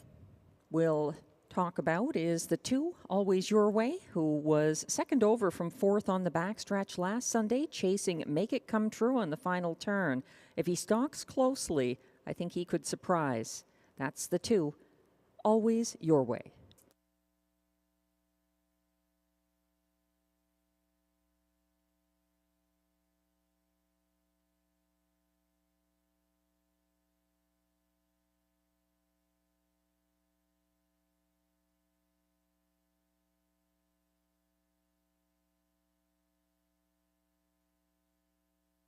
Did you know there are over 80 horses that are cared for and trained here at the Rideau Carleton backstretch?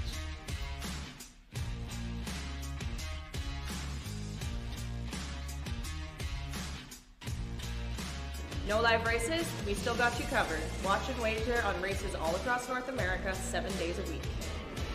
How much does it cost to play? It's free. Why would you pay to play?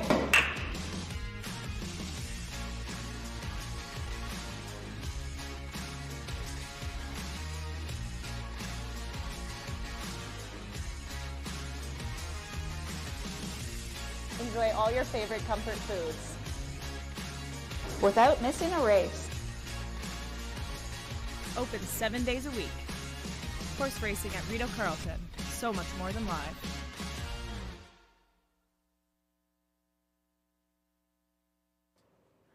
The post parade should be coming on track in just a moment for race 5, which has exactor, triactor, superfecta, and pick 3 wagering.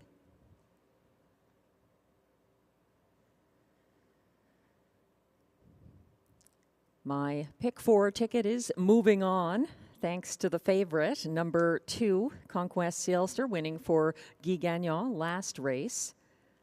Here in race 5, I agree that Real Ruby's at play. The 3 is going to be tough to beat for Pascal Berube with the post relief, making the quick turnaround. I wouldn't count out the beaten 3-5 favorite, number 7, Beef and Cheddar, or the 2, Always Your Way, who sometimes surprises at a price. In race 6, I've got just a couple there. My spot play, number 2, Sunshine Love, looking good. Also the 3, Dylan's Bank, returning to the frontier for Marie-Claude Auger in race 6. He has post 3 as the Johnny Mack watch continues. 1 training win away from the 1800 victory milestone. And in race 7, wrapping up my ticket in the top class. This was a tough one. The light speed as post 7 again. However, I think he can overcome that. Light the Torch, coming in from Hippodrome 3R, is probably his top rival here. I wouldn't count out the 6. The Lightspeed's stablemate, I Am a Rocket, with 3 2024 preferred handicap wins for Guy Gagnon when the Lightspeed was not in the same class. So that's a ticket that's underway now. We do have a pick 3, though, beginning in race 5, if you'd like to jump in here with a multi-leg wager.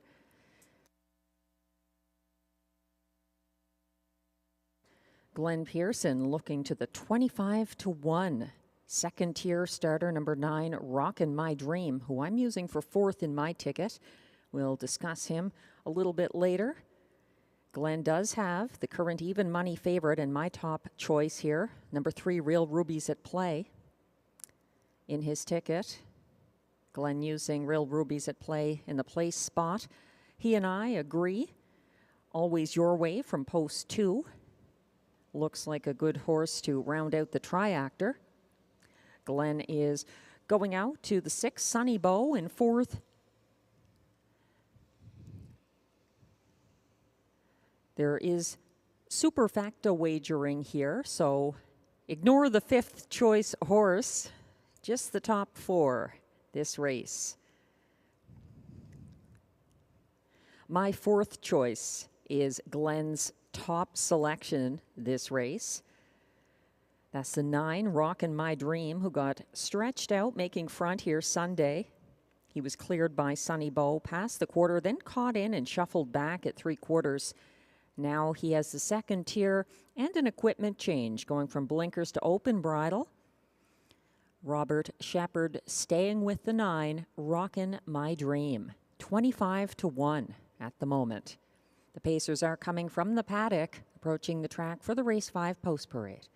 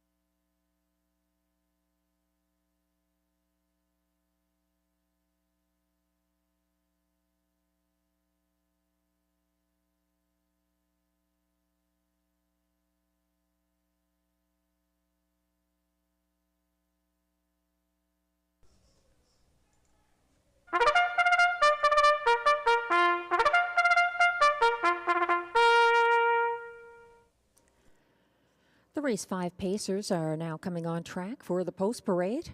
They are $8,500 claimers, also eligible, non-winners of a race in 2023-2024. They compete for a purse of $5,200.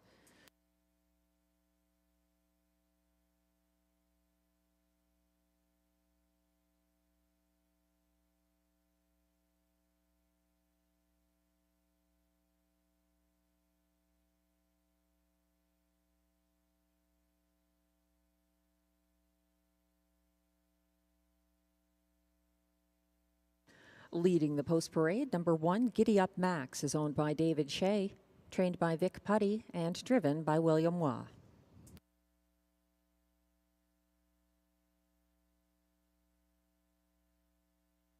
Two is Always Your Way, owned by Jamie and Sonia Johnson, trained by Jamie Johnson, driven by Jimmy Gagnon.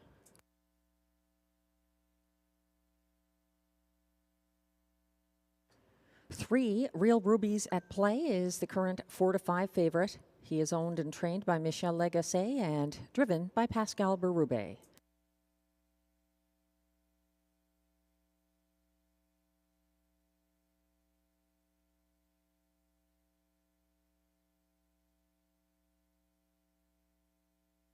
Four is Bees Terrific, owned by Gina Bragagnolo, along with trainer Yves Tessier, driven by Ryan Guy.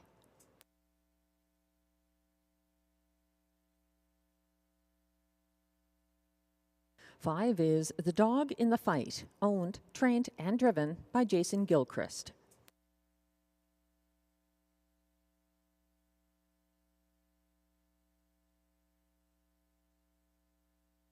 6 is Sunny Bow, owned by a numbered Quebec corporation, trained and driven by Stéphane Pouliot.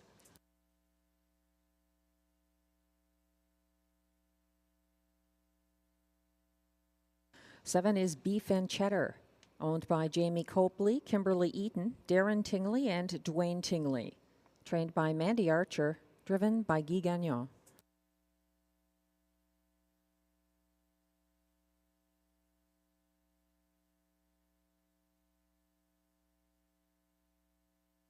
Eight is Hella's Rocket, owned by Alexis Zielke, trained and driven by Sebastian Turenne.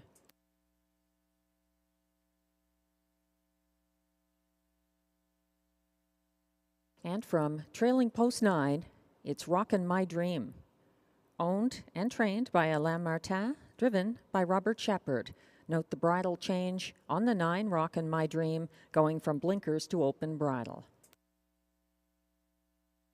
That's the field for race 5, exactor, triactor, superfecta, and pick 3 wagering available.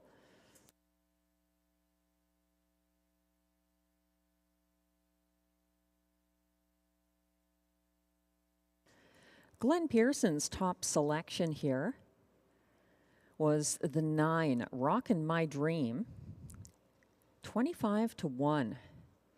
I'm sure Glenn would be delighted to see Rockin' My Dream get that win. He was caught in and shuffled back late in his most recent start here Sunday, and the bridle change could help him see things differently, going blinkers to open. If you like a long shot, the 9, Rockin' My Dream, might be one to check out. I agree with the public assessment of the 3, Real Ruby's at Play, who is the 3-5 favorite right now.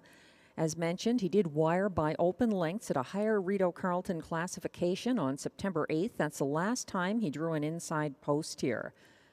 He did get away 4th Thursday, and he's got post relief here, and he's making a quick turnaround. Pascal Berube in the bike.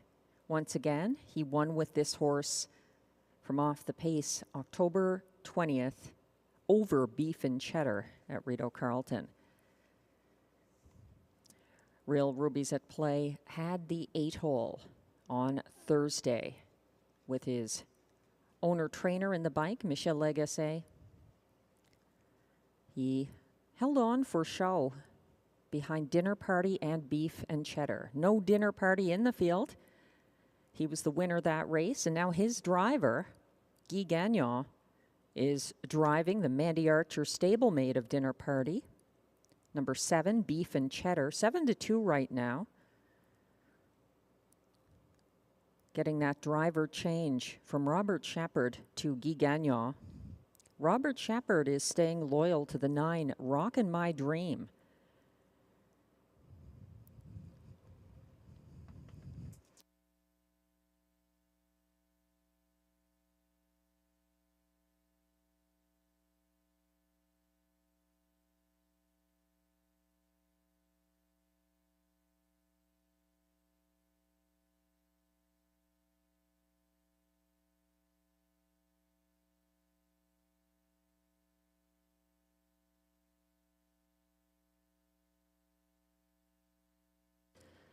The starter has called the field for race 5. A light mist is coming down here at Rideau Carleton as the pacers line up. 1 is Giddy Up Max for William Waugh. 2, Always Your Way, Jimmy Gagnon. 3, Real Ruby's at Play, Pascal Berube.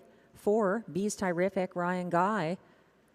5, The Dog in the Fight, Jason Gilchrist. 6, Sunny Bow, Stéphane Pouliot. 7, Beef and Cheddar, Guy Gagnon. 8, Hella's Rocket, Sebastian Turenne. And the trailer is 9, Rockin' My Dream for Robert Shepard. They're gradually getting in position behind the starting gate.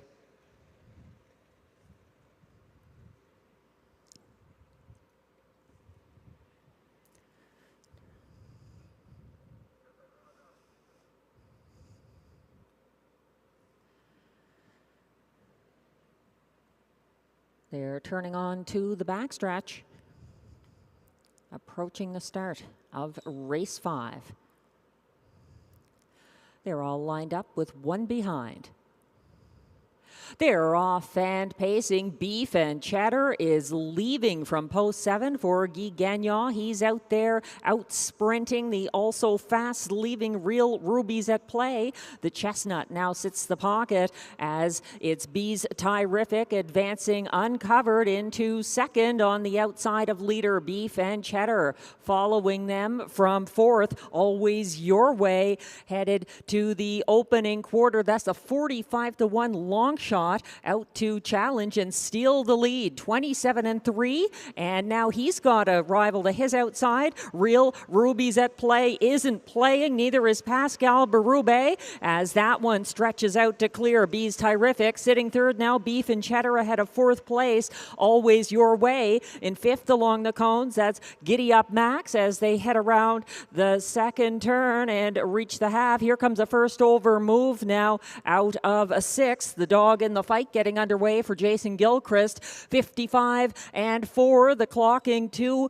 the half with 1-5 favorite Real Rubies at Play. Now confronted by Beef and Cheddar. First over and matching strides along the backstretch. Dropping back to fourth inside is Bees Terrific. Second over into third, Always Your Way in contention. And following that cover now, third over into fourth is the dog in the fight. 1:24-3 at three quarters. They're still battling on the front end. Moving up into fifth, that's Rockin' My Dream getting engaged late, but they're still trying to hunt down Real Rubies at Play in the stretch drive, looking for room up the inside path. Here comes the dog in the fight, backing down Beef and Cheddar. He needs the wire. Real Rubies at Play gets there by a chestnut neck over the dog in the fight. Always Your Way looks like he's the show finisher in a 1:54-3 mile.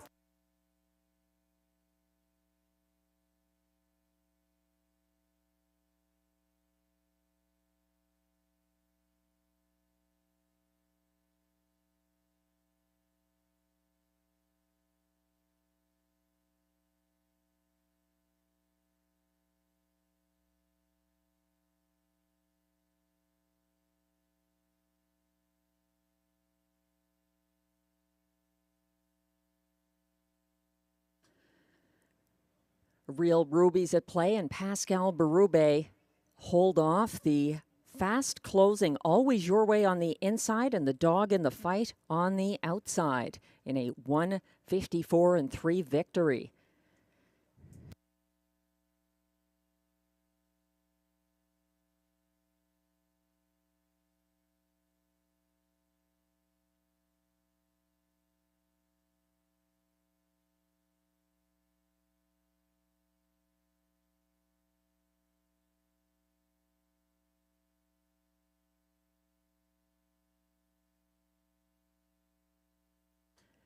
The unofficial top four order of finish is now displayed. 1-5 favorite, number 3, Real Rubies at Play, the race winner for Pascal Berube.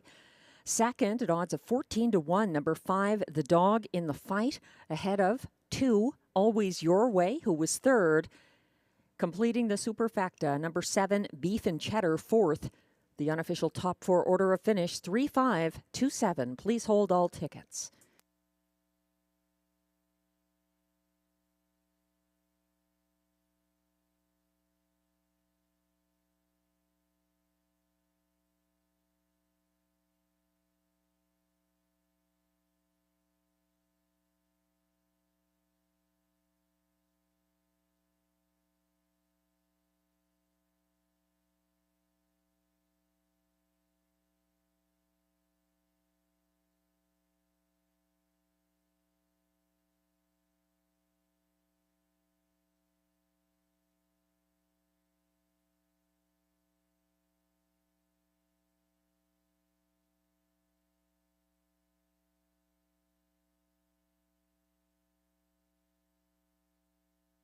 Now coming back to the Rideau Carleton Winner's Circle, 1-5 winning favorite. In race 5, unofficial winner from post 3, Real Rubies at Play. An 8-year-old chestnut gelding by Shadow Play out of Rubies Are Real. Owned and trained by Michel Legacy of Terrebonne, Quebec. Real Rubies at Play was bred by Lloyd Howley of Cars, Ontario.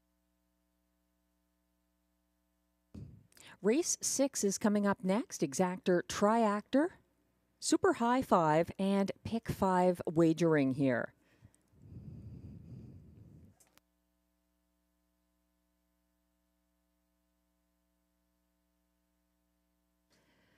There was a driver change in race 6 on number 5, Military Man, who goes from Denis Audette to catch driver Stéphane Brasseau.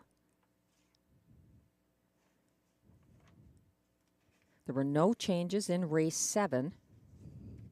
If you are playing the pick 5 that does kick off in upcoming race 5, you'll want to note in the last couple of races there are some important changes. Race 9, number 1, Candid Cameron goes from driver Clark Stacey to catch driver William Waugh. That's the 1 in race 9. There's a trainer change on the 8, Gringo Star, who adds Lasix. That's also in race 9. Gringo Star, trained by Steve Fortin. Add note that the also eligible He's Got a Vendetta will draw in to post 2 in race 10 to replace Flying Art, Scratch Sick. Jimmy Gagnon will drive He's Got a Vendetta in race 10. We're looking at track handicapper selections here for upcoming race 6. Glenn and I don't have much in common with these tickets. Glenn likes the 7 Little Diamond for Guy Waugh and driver William Waugh, coming in from Hippodrome 3R. This horse is a 2-time seasonal winner. Glenn is going with the 5 Military Man in the place spot. Another coming in from outside of Rideau Carleton. This one a recent starter, a recent winner for Travis Cullen at Flamborough Downs, October 16th. This is his next start after that win.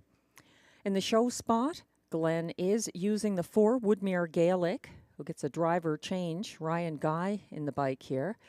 And then the 6, Get Your License Liam, to complete his superfecta. Because this is a high 5 race, the track handicapper selections on screen just show a top 4, so you can choose your own for the 5th spot. I'm putting Sunshine Love on top here. He's my spot play selection, closing impressively in his most recent. That was just Thursday. He's making a quick turnaround for trainer Stefan Meyer and driver Mike Healy. 5 wins already this season for the 2. Sunshine Love, the 8-5 favorite at the moment. I like the 3 Dillon's Bank for Marie-Claude Auger and John McMillan in the place spot. Definitely the 9, Make It Come True for trainer driver Guy Gagnon. And then I'm using the 4 Woodmere Gaelic to complete my top 4. Again, there is super high 5 wagering here, and race 6 kicks off the only pick 5 of this Sunday night card. The Pacers are coming on track for the race 6 post parade.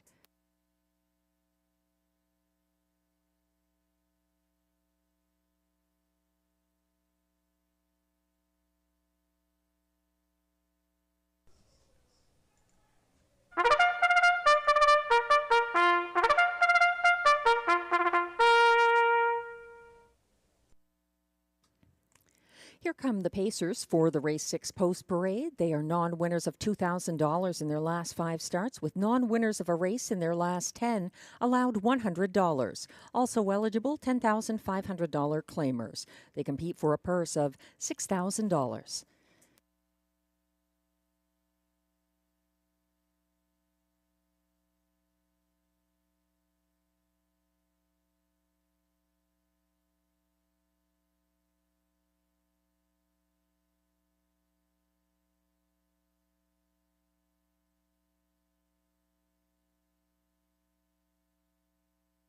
One is Geisha's Treasure, owned by trainer Vic Putty with Limco Incorporated.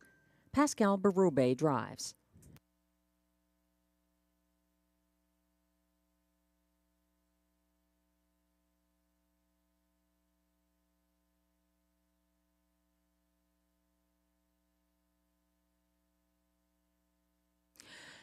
2 is the current 8-5 favorite, Sunshine Love, owned by Kristen Trudeau, trained by Stefan Meyer, and driven by Mike Healy.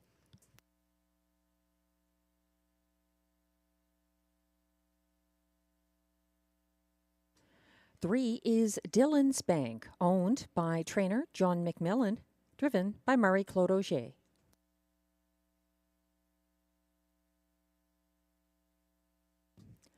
4 is Woodmere Gaelic, owned by Antonio DeMario with Antonio Belfiore and Melanie Leach, trained by Steve Bellil and driven by Ryan Guy.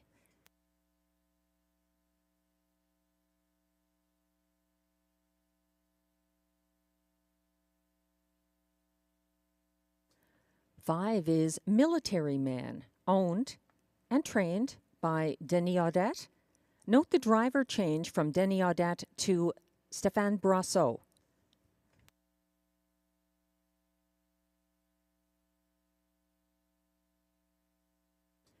Six is Get Your License Liam, owned by Limco Incorporated, trained by Vic Putty, driven by Jimmy Gagnon. 7 is Little Diamond, owned by Richard Desrosiers with André Desrochers, trained by Guy Waugh and driven by William Waugh.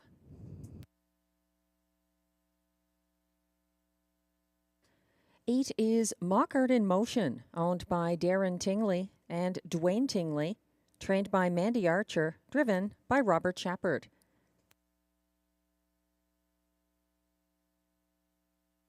And from Trailing Post 9, it's Make It Come True, owned by Écurie Guy Gagnon Incorporated with Stéphanie Gagnon, trained and driven by Guy Gagnon. That's the field of 9 for upcoming race 6, which has exactor, triactor, super high 5, and pick 5 wagering. Favoritism has shifted to the Trailing Post. Number 9, Make It Come True. 8-5, make that 9-5 favorite right now.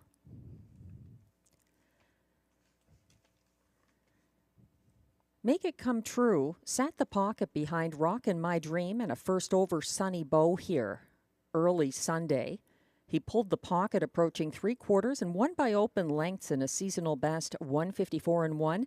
He was third in his only other career start from the second tier back in 2022 at Flamborough Downs. That's number 9, Make It Come True. My top choice here is the 2, Sunshine Love, getting class relief on a quick turnaround. He got away second last Thursday, tipped second over on the backstretch as Shanghai Gold and a parked out I'm a Dude mixed it up on the front end. Sunshine Love flushed out Jolton Joe and eventual winner GA Speed Joey approaching 3/4, but he was gaining ground right to the wire, coming home in the field's fastest last quarter of 28-4. That's the 2, Sunshine Love. The 3, Dylan's Bank, also looks good here, particularly the price of 7-1. He's my second choice. Glenn Pearson also likes him in the place spot here. He could possibly upset as well. He's returning to the front tier for driver Marie-Claude Auger. Dylan's Bank got away 6th along the pylons Thursday. He brushed second over behind the first over challenger, Howie's Man, in front of the grandstand. He got parked second on the backstretch and lost ground on the final turn. He's slightly up in class here. That's the 3, Dylan's Bank, 7-1. However you see it, time to play it. The starter has called the field for race 6, which kicks off the Rideau Carleton Pick 5.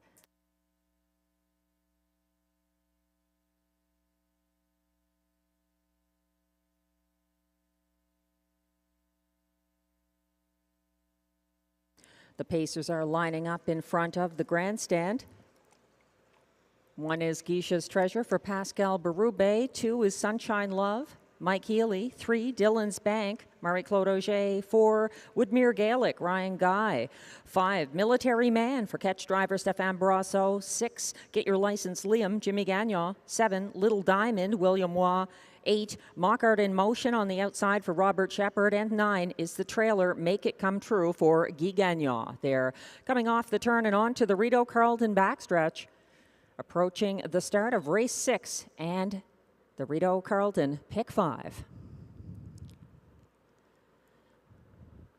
They're off and pacing, and between horses, Military Man is leaving for Stefan Brasso, but not so quick. Dylan's Bank and Marie-Claude Auger are out there on the front end early as Military Man gradually finds room along the inside. He's working hard, though, to get around Sunshine Love, who sits third, and just behind him in fourth, that's Get Your License Liam. They head past the opening quarter in 27 flat, and Dylan's Bank has made front. He's out there now, keeping just a length ahead of next closest Military Man. Look at the first overbrush from third to first now. Sunshine Love and Mike Healy making front. That puts Get Your License Liam fourth, ahead of fifth place Mockart in Motion, who's advancing now uncovered in fifth on the second turn as the field approaches the halfway point, led by Sunshine Love, who gets there in 56 flat at 29 seconds. Second quarter, he's opening up now by 3 lengths ahead of Dylan's Bank, who sits second, and then now stepping out of fourth to come first over and challenge Military Man. Get Your License Liam is on the move. And further back behind him, fifth along the inside, Geisha's Treasure. Second over and stalling, Mockart in Motion. Here comes a 3-wide move from the back of the field. Make It Come True, and Guy Gagnon second last, looking to follow that cover. Woodmere Gaelic, and trailing at this point Little Diamond. They went by 3 quarters in 1:24 and 2. Still leading by open lengths. Sunshine Love and Mike Healy powering home to take race 6. No one within range. Next best is Dylan's Bank. Up for show late. Make It Come True. 1:54 and 2.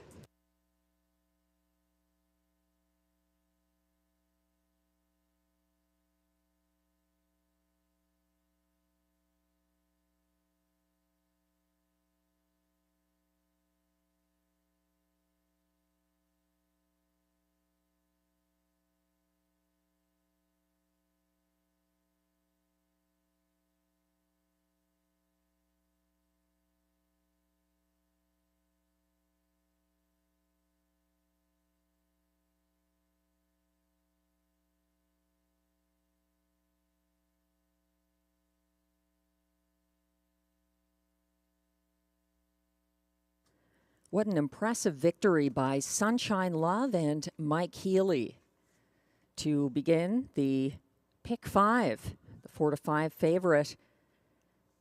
Well ahead of next closest, Dylan's Bank. Coming on for show was the 9, Make It Come True.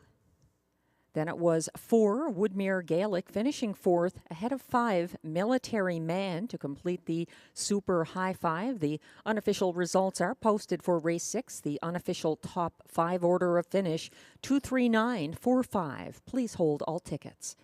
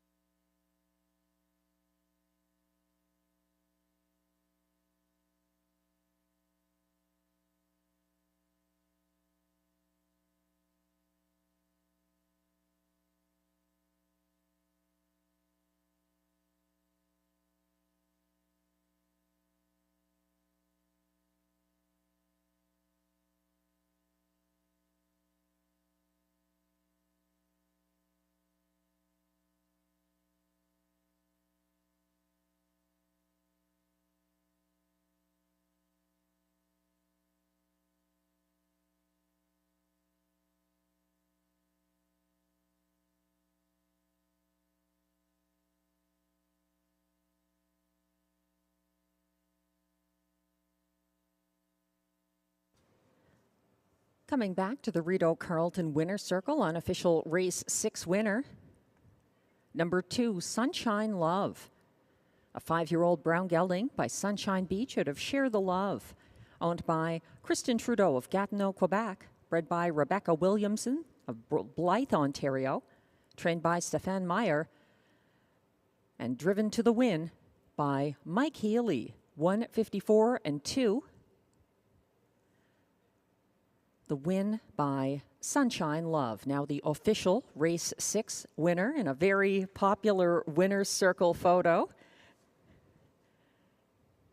That's win number 6 this season for Sunshine Love.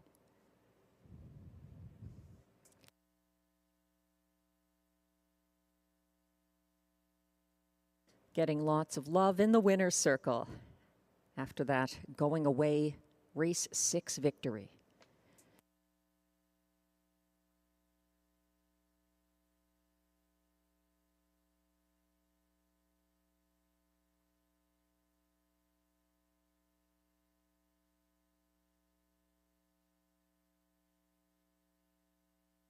Prices are now posted for race 6.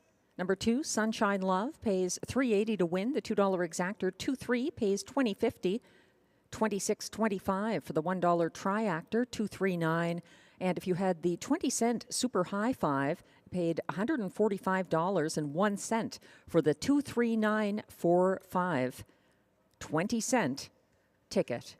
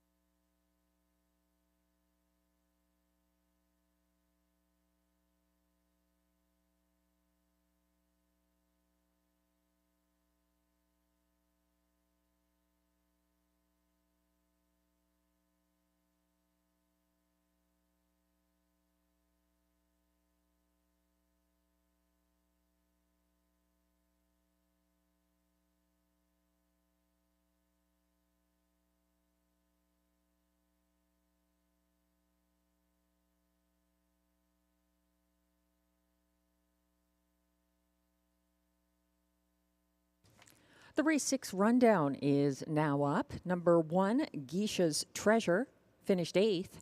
2, Sunshine Love was a winning 4-5 favorite for Mike Healy.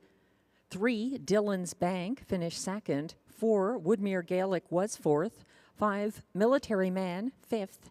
6, Get Your License Liam, 6th. 7, Little Diamond was 9th. 8, Mockart in Motion, 7th. And 9, Make It Come True was 3rd. From the top down, your program should read 812-456-973. The fractions were 27 flat to the quarter, 56 flat at the half, 124 and 2 at 3/4, 154 and 2 the winning mile for Sunshine Love.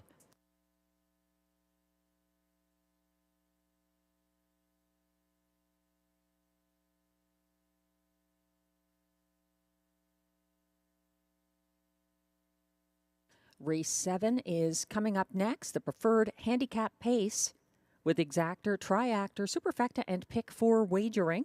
It's our final pick 4 of this Sunday night card.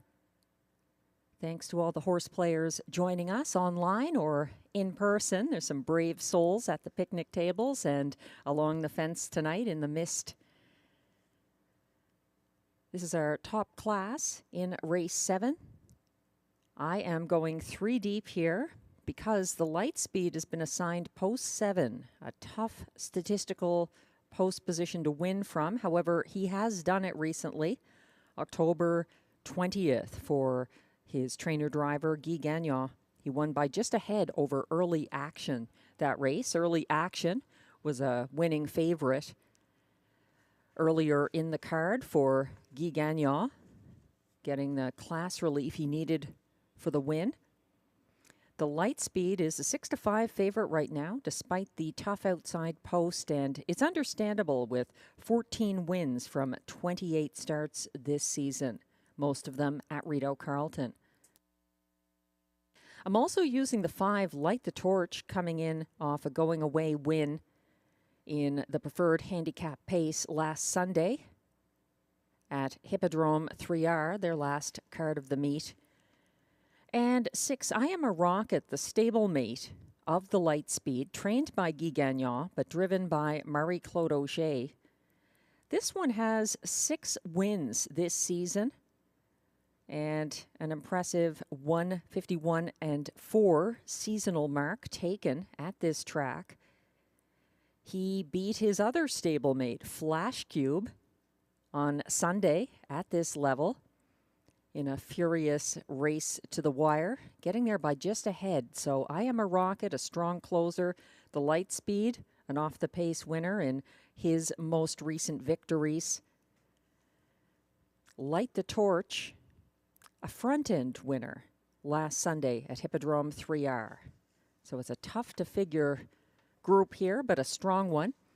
In race 8, I'm going 3 deep with the 8, GA Speed Expert coming in from 3R, as well as 5 DA Players Delight, the excellent acquisition by John McMillan. Guy Gagnon driving that 2-year-old in race 8. Also, the 6 Best Girl in Town gets class relief in race 8. In race 9, it's a 9-horse field, wide open. I think the 9, Manhattan Joe, looks strong for Marc-Andre Simoneau and Pascal Berube. The 5, Dakota Senna, though, has a great post relief for Stéphane Pouliot, his trainer-driver. The 7, Midnight Mood, came back here from Prince Edward Island for a reason, and he was a beaten favorite in his first start back. This is his 3rd. I'm curious about his prospects.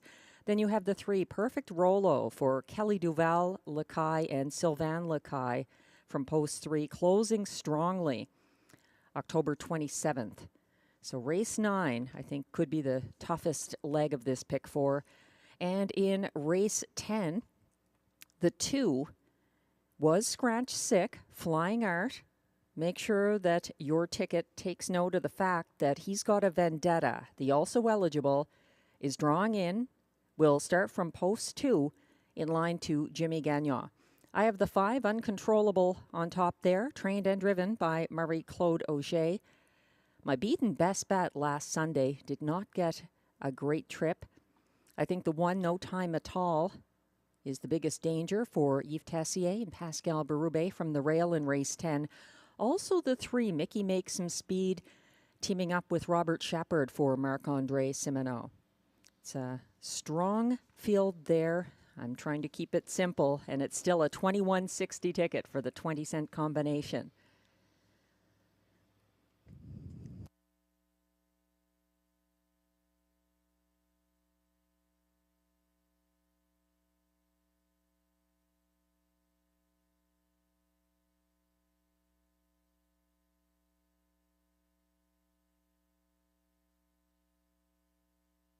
As we wait for the Pacers to come toward the track for the race 7 post parade, it's worth mentioning again that on Saturday evening in Tammy Forgey's on-track free-to-play handicapping contest, the jackpot remained untouched. It's built up again. It's $1,700 now. It's getting to record levels in this free-to-play, on-track-only contest, which you're free to take part in any Saturday evening here in the Trackside Simulcast Lounge. Tammy's contest will be back again on Saturday night, November 16th. If you're in the area, definitely worth dropping in for that.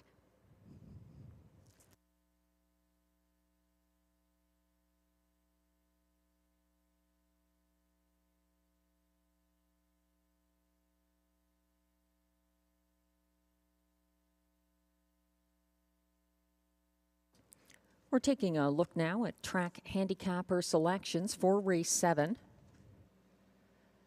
Important to note that race 7 kicks off the last pick 4 of this Sunday night card. Glenn Pearson and myself going with the 7-5 exactor, putting the light speed on top, using light the torch underneath in the show spot. Glenn likes the 4 Acapulco Sunburn, and then 6 I Am a Rocket. I'm using I Am a Rocket in the show spot ahead of Acapulco Sunburn, who lacked a little something in the stretch in the most recent edition of the preferred handicap pace here. He was my top selection that time around, didn't have quite as much late pace as I Am a Rocket.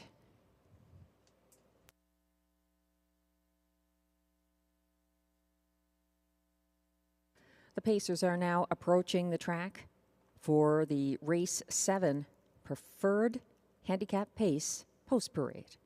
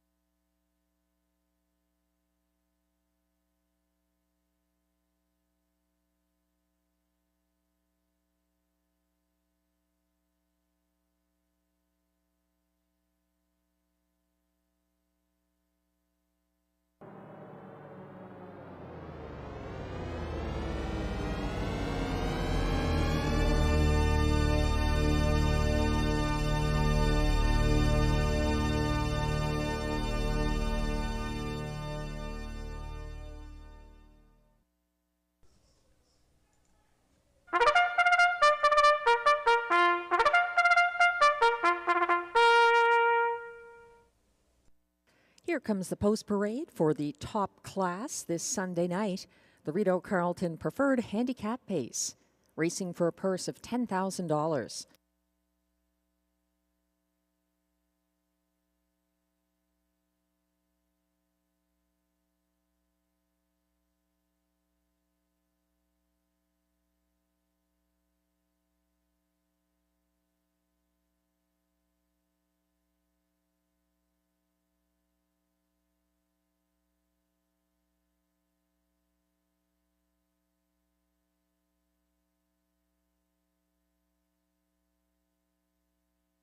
Leading the post parade, number 1, Shotgun Jerry, owned by a numbered Quebec corporation, trained and driven by Stéphane Pouliot.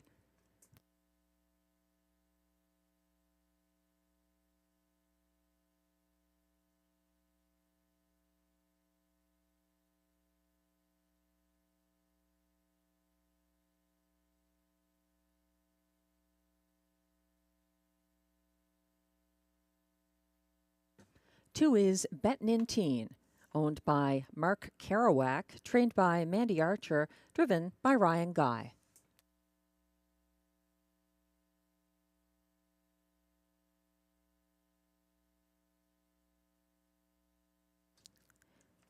Three is Aladdin, owned by Guy Corbet, trained by Maxime Vellet and driven by Stéphane Brosseau.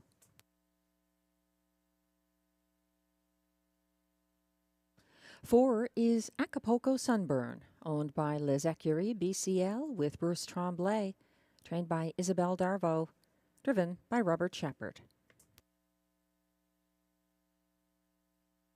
5 is Light the Torch, owned by trainer Marc-Andre Semeno with Jean Fontaine. Pascal Berube drives.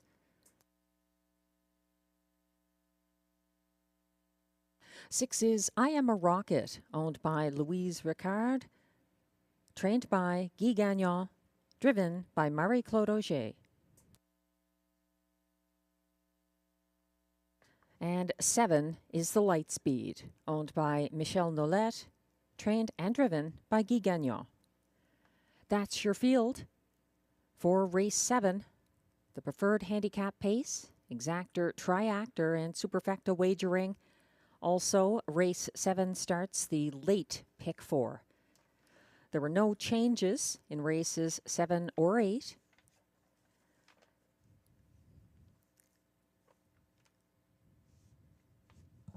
And for those pick 4 players, it's worth mentioning once again that the also eligible will draw in to post position 2 in race 10. Flying Art is scratch sick.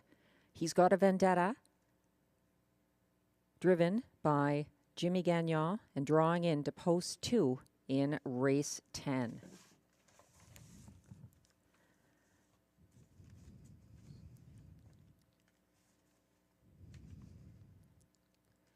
Also note in race 9 for the pick 4 players, the number 1, Candid Cameron, is being driven by William Waugh instead of Clark Stacey, and the trainer on the 8, Gringo Star, Steve Fortin. Race 7 coming up shortly. Number 7, the Lightspeed, is the 4 to 5 top choice on the tote board. He was runner-up in 2 of his 3 2024 starts from this post at this classification. Both those losses were front-end trips. He won from off the pace from this post October 27th. 5, Light the Torch, is 9 to 5 right now. He blasted off the gate at Hippodrome 3R for Pascal Berube Sunday. He easily held off the pocket-sitting Aladdin by open lengths down the stretch. He had pocketed up behind pace-setting Aladdin to win the May 26th Rideau Preferred Handicap in his lifetime mark of 153 and 2. That's number 5, Light the Torch. 6, I Am a Rocket, has 3 2024 Rideau Preferred Handicap wins for trainer Guy Gagnon. And interestingly, Guy Gagnon was also the driver on those occasions, which meant the Lightspeed was not in the Preferred Handicap that week. Marie-Claude Auger, the driver on I Am a Rocket, who was second over to follow early action at 3/4 last Sunday. Coming from the back of the field, he edged out his stablemate Flash Cube in the field and card's quickest closing quarter, 28 flat for Auger.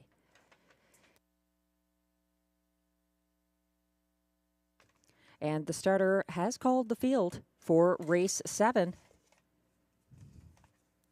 This is your last opportunity tonight to play the pick 4 at Rideau Carleton.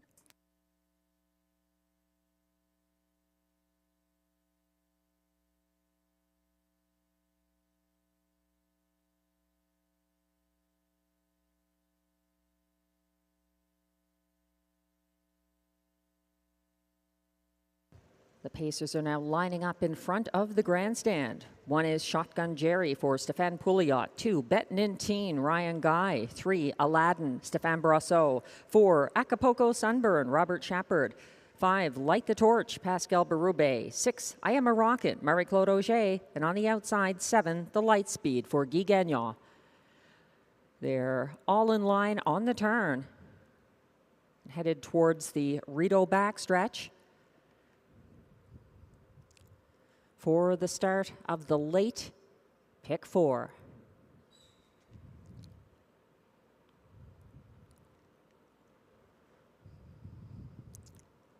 They're off and pacing and flying out of there. Aladdin and Stefan Brasso claiming the early lead ever so briefly and now retreating as Shotgun Jerry and Pouliot move on. And now there's an early speed duel happening on the outside. That's Light the Torch and Pascal Berube backing down to allow Shotgun Jerry to control the pace to the opening quarter in the mist. Light the Torch now sits the pocket ahead of third place Aladdin, 26-4. The quick opening fraction following the leader, Shotgun Jerry, that is Light the Torch, sitting patiently. Aladdin is third. Settling fourth along the inside is the Light Speed. Fifth behind him, Acapulco Sunburn. The Light Speed has stepped out first over now, and following that cover is Acapulco Sunburn. They're on the second turn. Shotgun Jerry still controlling things and shadowed from the pocket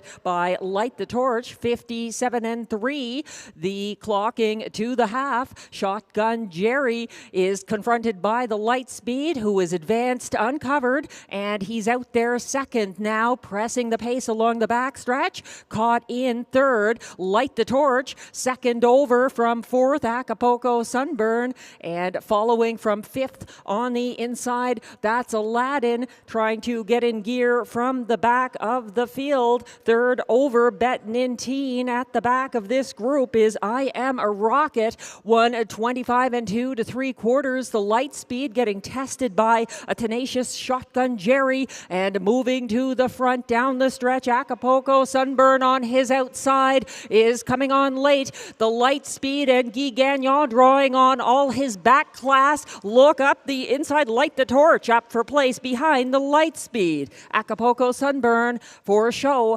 1:54 2.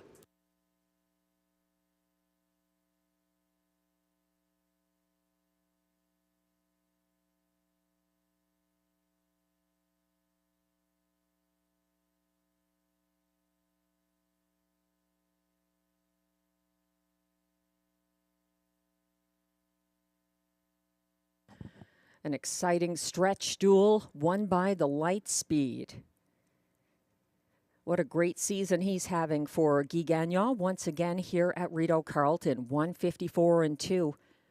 Light the Torch showing some late turn of foot up the inside for place.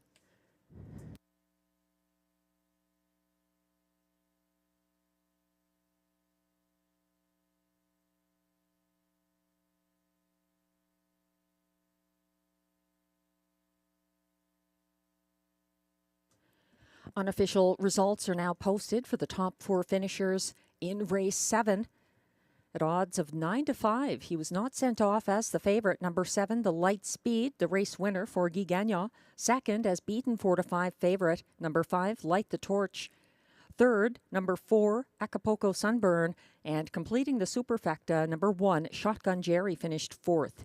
7-5-4-1, the unofficial top four order of finish. Please hold all tickets.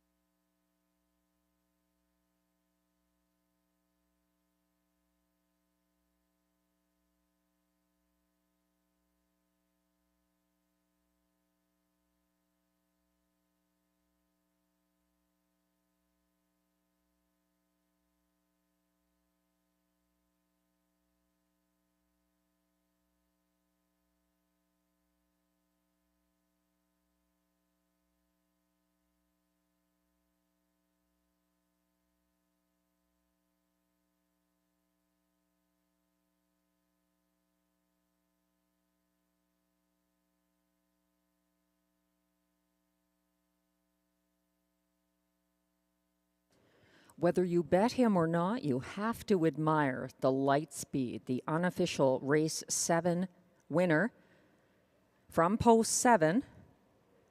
The third driving win of this card for Guy Gagnon. The Lightspeed is a 6-year-old bay gelding by Moonbeam out of Jema, owned by Michel Nollet of Princeville, Quebec. Also his breeder, Guy Gagnon, the trainer driver. That's win number 15 this year for the Lightspeed, 1 at 54 and 2.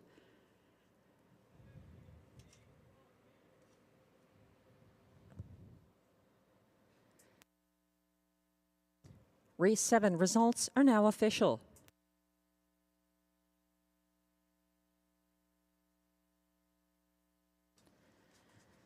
Prices are now posted for race 7.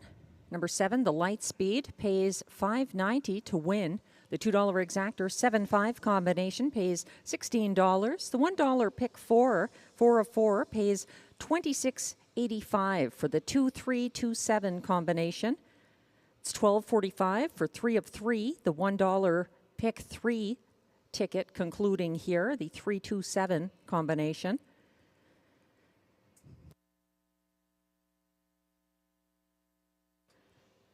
The $1 triactor 754 pays $28.30, and it's $85.45 for the $1 superfecta 7-5-4-1 combination.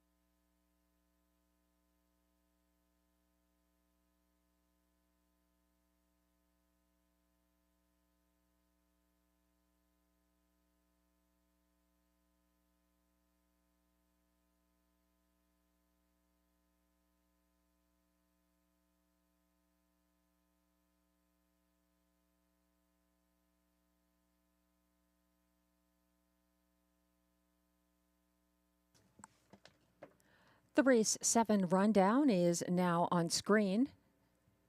Number 1, Shotgun Jerry finished 4th. 2, Bettin' in Teen was 7th. 3, Aladdin finished 5th. 4, Acapulco Sunburn was 3rd.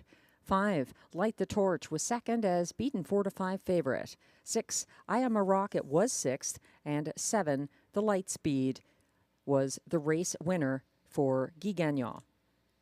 From the top down, your program should read 475-3261.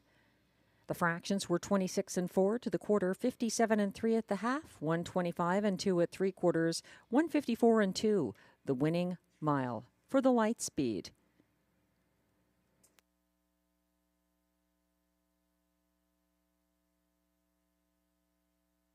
Race 8 is coming up next. No changes. Exactor, triactor, superfecta, and late pick 3 wagering.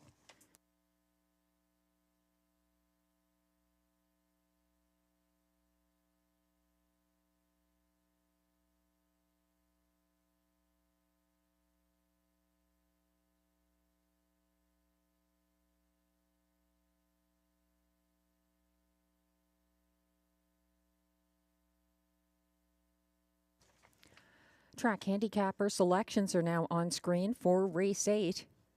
Glenn and I both very keen on the 8 here. GA Speed Expert for trainer David Pelot and driver Robert Shepard.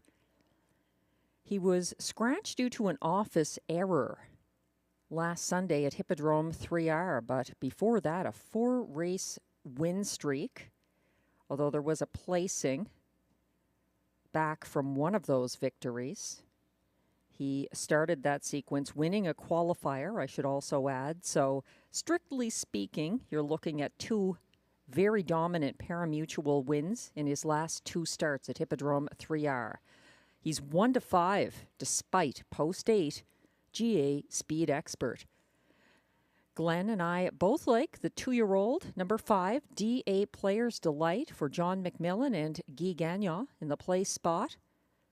For third, Glenn is going to recent winner Cornflakes at a price for Robbie Robinson on Thursday. This 3-year-old colt making a quick turnaround. So Glenn's got him, Cornflakes, to show ahead of the 6, Best Girl in Town for Melanie Plourde and Stéphane Pouliot, who I'm using third, and I'm putting the 7, Hands Off, Nose In for Marc-André Simoneau and Pascal Berube, the top trainer and driver of the 2024 meet at Hippodrome 3R. The 7, Hands Off, Nose In, also coming in from the Trois Rivières track, where he finished a good second to the very dominant GA Speed Expert in their last matchup. That was October 20th.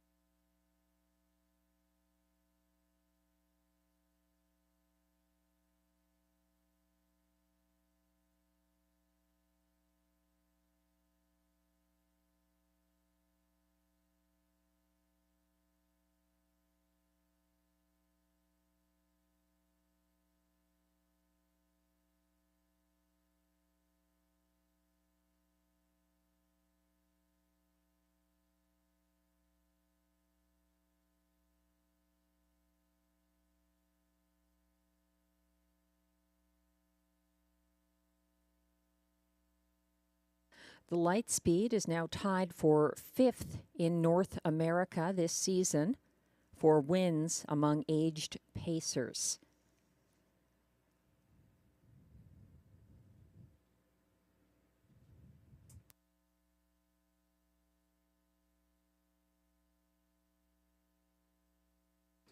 The post parade is going to be coming on track momentarily for race 8, which kicks off the last pick 3 of this Sunday night card.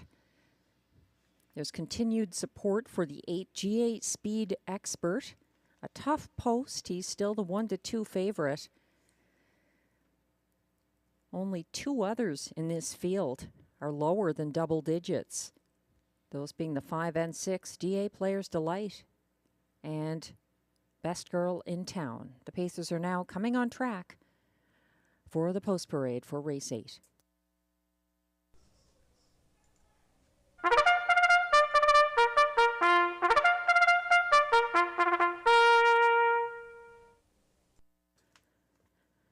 These Pacers are non-winners of $10,000 or 2 races lifetime. Allowances for fillies and mares, non-winners of a race in their last 5 starts, are allowed $5,000. The purse, $6,000.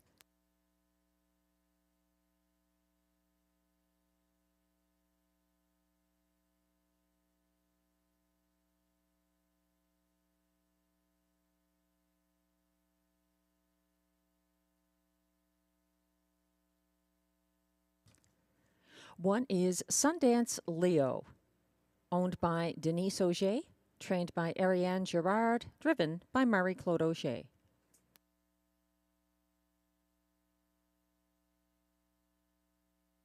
Two is Cornflakes, owned, trained, and driven by Robbie Robinson.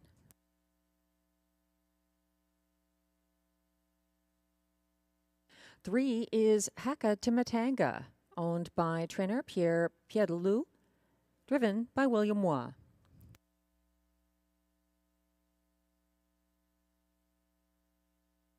Four is Madiva, owned by trainer Kelly Duval-Lacaille, driven by Sylvain Lacaille.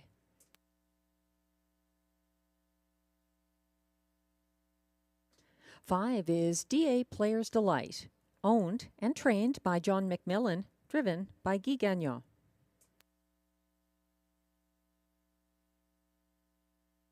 Six is Best Girl in Town, owned and trained by Melanie Plourde, driven by Stéphane Pouliot.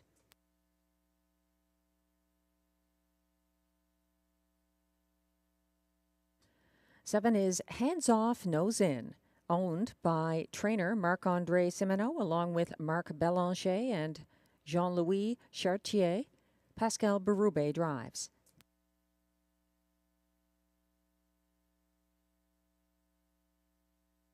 Eight is the current 2-5 favorite, GA Speed Expert, owned by Alain Carrier, trained by David Pilon, and driven by Robert Shepard.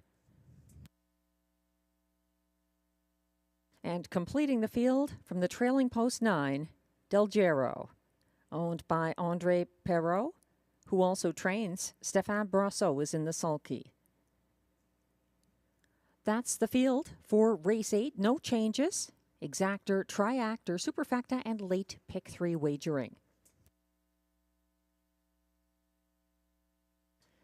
We're zooming in on the 8, the 2-5 favorite GA Speed Expert, who was scratched Sunday at Hippodrome 3R due to a race office error. He was third over from 6th early there on October 27th. He was chasing leader Edam Sports Baby. GA Speed Expert continued second over to the half and hunted down open length leader Richie Alpha at 3/4 to win going away. He's got class relief here. From a tough post, GA Speed Expert getting all the respect at 2-5. 5, DA Players Delight quickly pocketed up behind 4-5 favorite Friar Voltaire here on Sunday. He was caught in and shuffled back under tight lines at 3/4 behind the slowing leader. He tipped second over to follow the fast closing Hellas Rocket on the last turn and was widest of all down the stretch. He's up in class here, the 2-year-old number 5 DA Players Delight, 5-1 at the moment. 7-2, the odds for 6, Best Girl in Town, returning to the post and class of her most recent off-the-pace Rideau victory, which was back on July 28th. She split horses to make front on the first turn here. October 24th, she was circled by Salzbrook Annie in front of the grandstand and pocketed up after that. Her passing lane move fell short. That's the 6, Best Girl in Town. 5-2 right now. And the 7 is interesting. Hands Off, Nose In at 13-1 looks like Pascal Berube's possible choice over the 8, GA Speed Expert.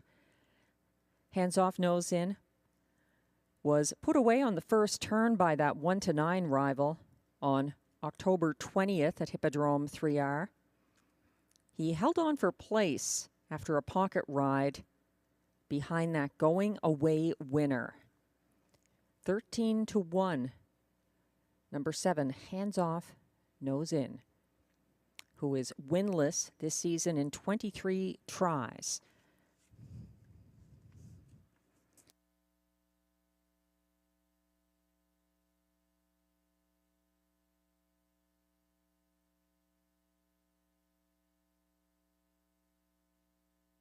With a light mist out there, the track is still fast.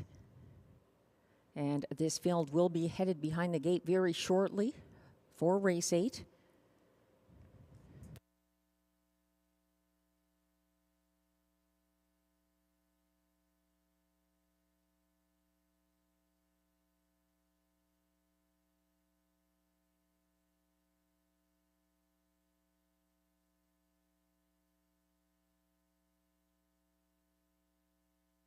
The starter has called the race 8 field. This is your final opportunity tonight to play the pick 3 here at Rideau Carleton.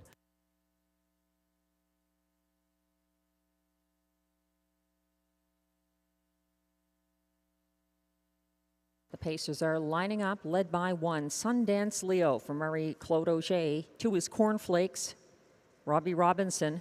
3, Hakatimatanga, William Waugh. 4, Madiva, Sylvain Lacaille. 5, D8 Players Delight, Guy Gagnon. 6, Best Girl in Town, Stéphane Pouliot. 7, Hands Off, Nose In, Pascal Berube. 8, G8 Speed Expert, Robert Shepard on the outside. And the trailer is 9, Del Gero for Stéphane Brasseau. They're coming off the turn and on to the backstretch, approaching the start for race 8.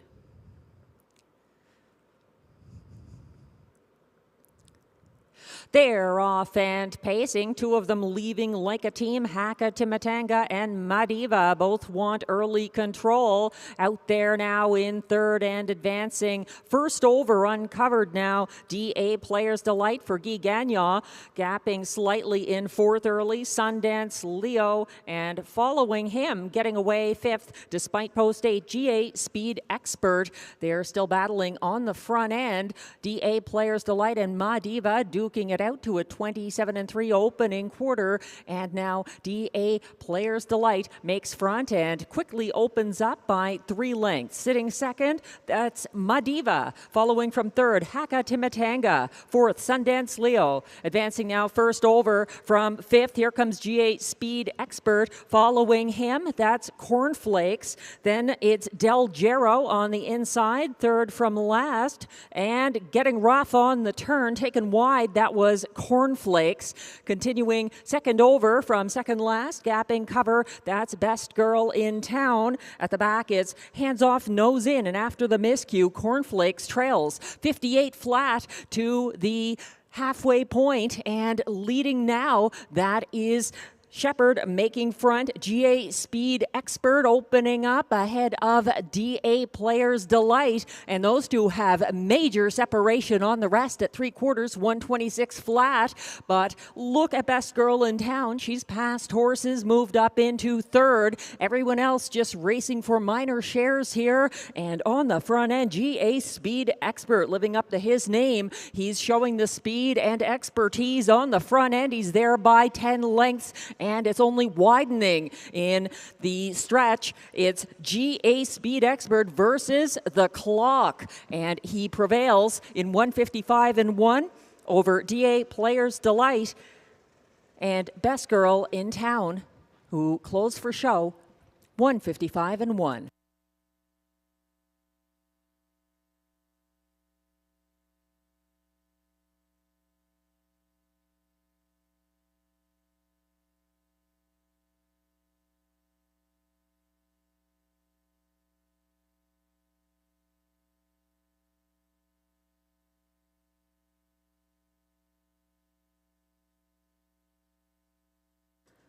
Post 8 is a tough post position to win from. Just 6% of horses starting from this post, this meet at Rideau Carleton on the pacing side, have been winners. Number 11 this year just crossed the wire first in race 8. GA Speed Expert. Wow.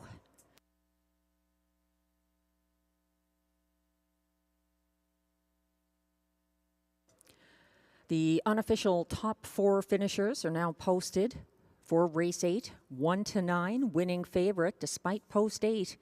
GA Speed Expert for Robert Shepard.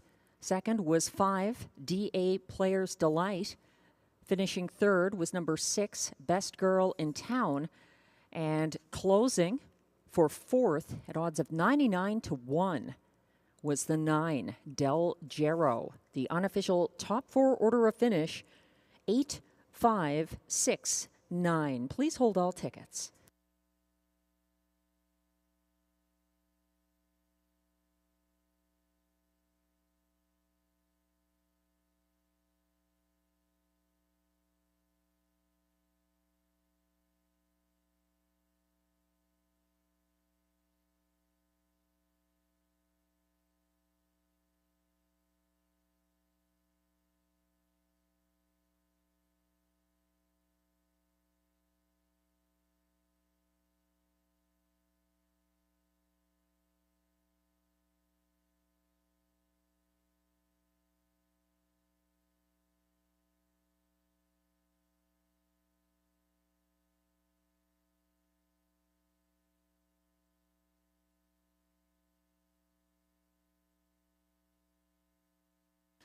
Now returning to the Rideau Carleton Winner's Circle. Unofficial Race 8 winner, number 8, GA Speed Expert, a 3-year-old brown colt by Sports Rider out of Surprise de Mar, owned by Alain Carrier of Saint-Henri de Lévis, Quebec. Also his breeder, David Pilon, trains Robert Shepard, the winning driver, on number 8, GA Speed Expert, equaling his lifetime mark of 155-1.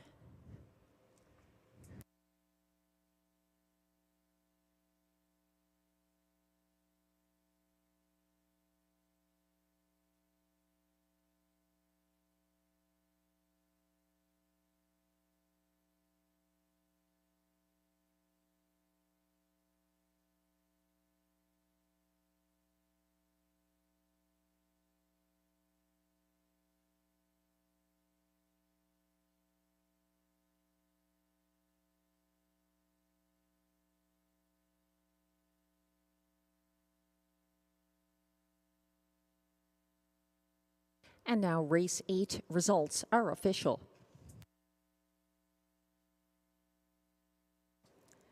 Prices are posted for race 8, where number 8, GA Speed Expert, returns $2.10 to win.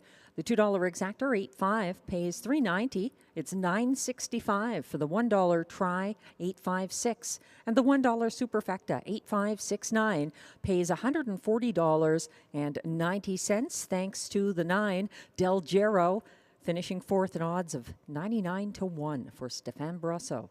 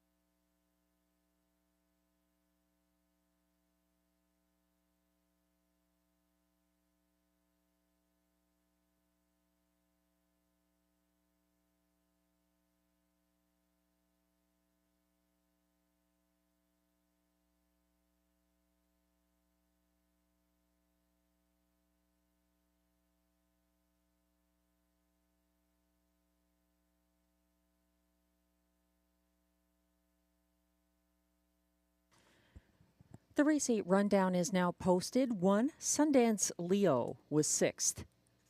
2, Cornflakes, 8th. 3, Haka Timatanga, 7th. 4, Madiva, 9th. 5, DA Players Delight was 2nd. 6, Best Girl in Town, closed for show. 7, Hands Off, Nose In was 5th. 8, GA Speed Expert, a winning 1-9 favorite for Robert Shepard. And 9, Del Gero, finished 4th at odds of 99-1. From the top down, your program should read 687-923-514. The fractions were 27-3 to the quarter, 58 flat at the half, 126 flat at 3/4, 155-1. The personal best equaling mile for GA Speed Expert.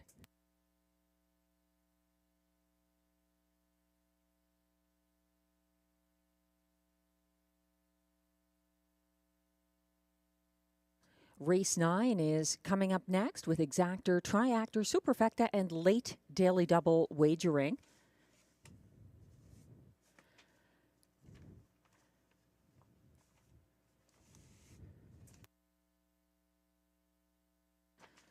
Previously mentioned, but worth mentioning again for the late double players. In particular, there are changes in both legs of the late daily double.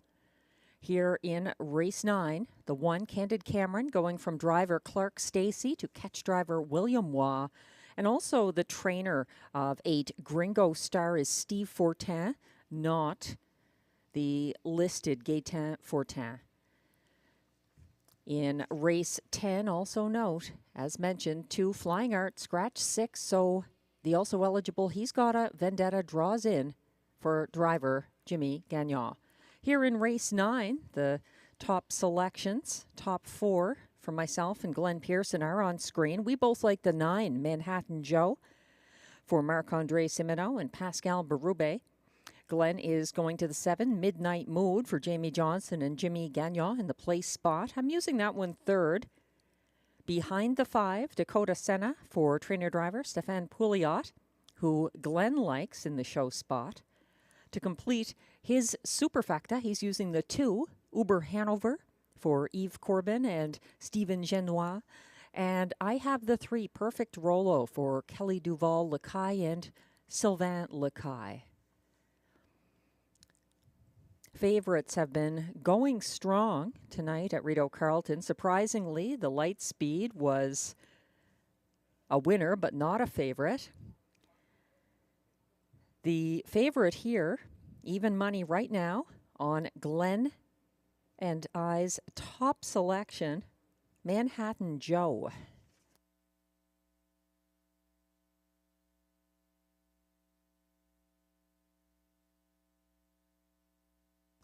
As we wait for the post parade to come on track, just a little discussion of Manhattan Joe, what he's been up to lately.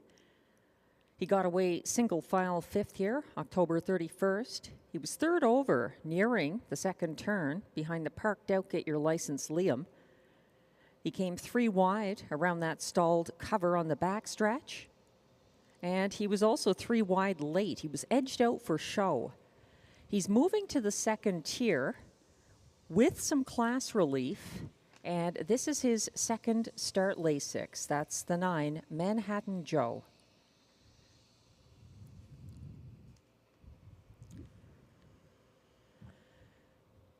The 5, Dakota Senna, 4-1 here. He's also getting some post and class relief. He took back to last off the gate on Sunday. He was briefly 3rd over on the final turn, 4 wide for the stretch drive, and closed in the field's co-fastest last quarter, 29-3, behind a horse who was also in this field, the 7 tonight, Midnight Mood. He pocketed up early here Sunday. He was 1st over nearing the 2nd turn. He had a backstretch duel against leader Win San Diego. He cleared him past 3/4 and was overtaken late. That's number 7, Midnight Mood, 8-1 right now on the tote board.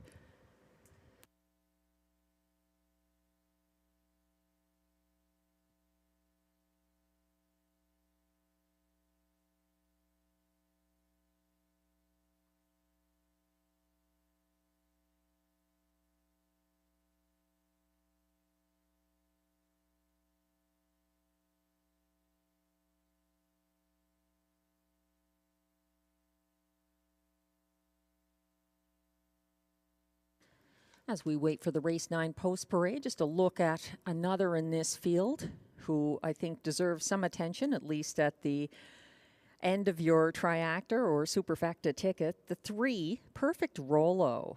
He followed Big Pete Style from 3rd here, October 31st. He was 2nd over at the half to follow the cover of the 8-5 favorite that race, Midnight Mood. Perfect Rolo was then 3 wide on the final turn and got out-sprinted down the stretch by Spring Bridge Jim. He's a long shot here from post 3, 25-1.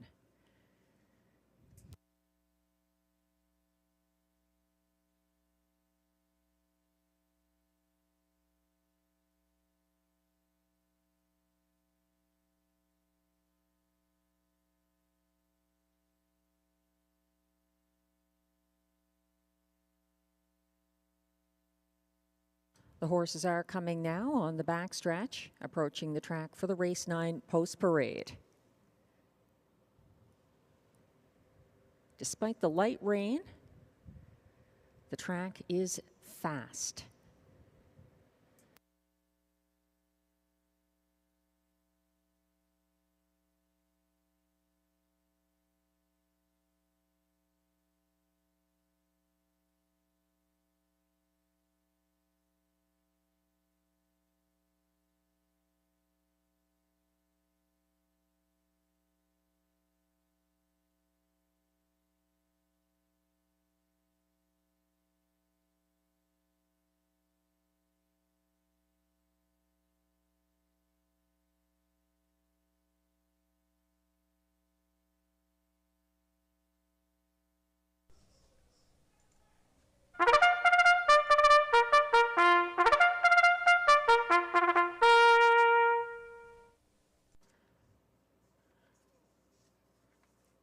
Here comes the race 9 post parade. A couple of changes there that we'll mention again as the horses go by. These pacers are non-winners of $200 per start in their last 10 starts. Allowances for fillies and mares. Also eligible, $8,500 claimers for non-winners of $2,500 in their last 5 starts. The purse is $5,200.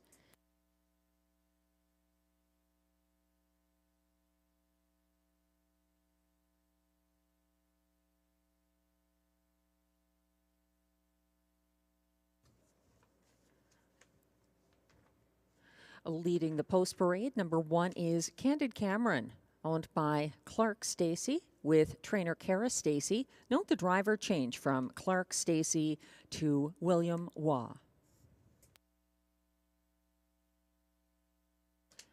2 is Uber Hanover, owned by Nicole Corbin, trained by Yves Corbin, driven by Stephen Genois. 3 is Perfect Rolo, owned by driver Sylvain Lacaille, trained by Kelly Duval Lacaille.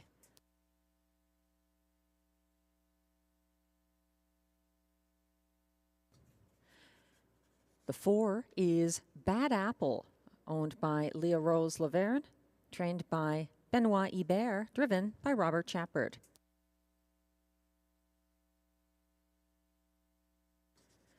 5 is Dakota Senna, owned by a numbered Quebec corporation with Yvonne Duclos, trained and driven by Stéphane Pouliot.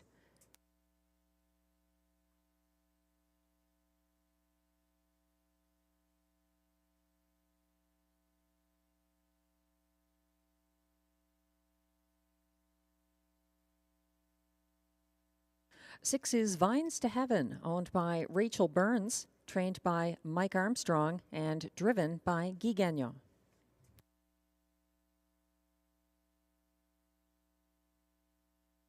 7 is Midnight Mood, owned by Jamie and Sonia Johnson, trained by Jamie Johnson, driven by Jimmy Gagnon. 8 is Gringo Star, who adds Lasix here. He is owned by Gaetan and Christiane Fortin with Kevin Gauthier. Note the trainer should be Steve Fortin. Stéphane Brosseau is in the sulky. And from trailing post 9, the 1-2 current favorite, Manhattan Joe, owned by Aurel Harvey et Fils, incorporated, trained by Marc-André Simonneau and driven by Pascal Berube. That's the field for race 9 with exactor, triactor, superfecta, and late daily double wagering.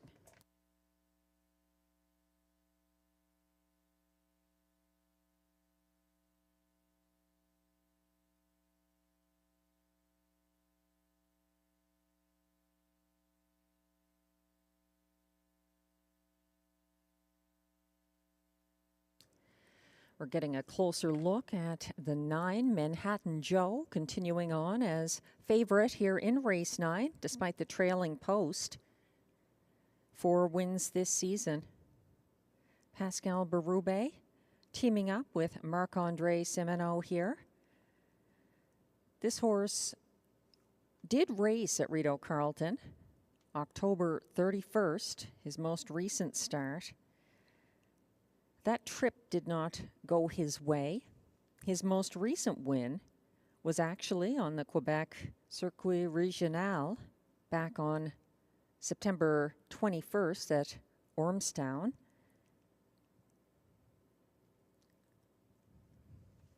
He is popular here, though, and that's based on the most recent trip. Manhattan Joe, again, getting caught behind some stalled cover. Get Your License, Liam was parked that race. Manhattan Joe was behind him and had to go 3 wide to get around that stalled cover on the backstretch. And he was edged out for show. He's also making his second start Lasix here. That's a factor. And moving in, he had post 6 in his most recent start, so now he is moving to an inside post from the second tier. 3-5 on the 9, Manhattan Joe.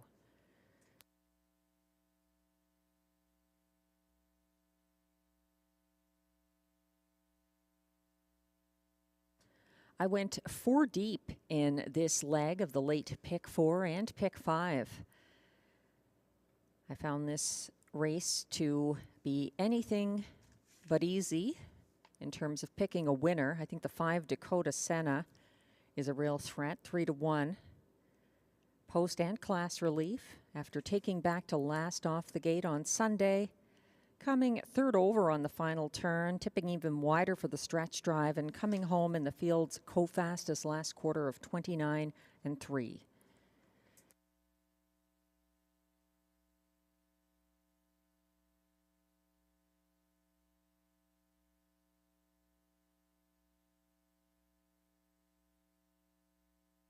The starter has called the race 9 Pacers.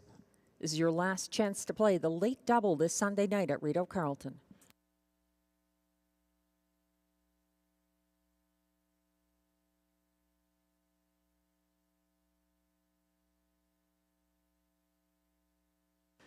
They're lining up in front of the grandstand. 1 is Candid Cameron for William Waugh. 2 is Uber Hanover, Stephen Genois. 3, Perfect Rolo, Sylvain Lacaille. 4, Bad Apple, Robert Shepard. 5, Dakota Senna, Stéphane Pouliot. 6, Vines to Heaven, Guy Gagnon. 7, Midnight Mood, Jimmy Gagnon. 8, Gringo Star for Stéphane Brasseau. And the trailer is 9, Manhattan Joe for Pascal Berube. The field is on the turn, headed into the backstretch in the light rain for race 9.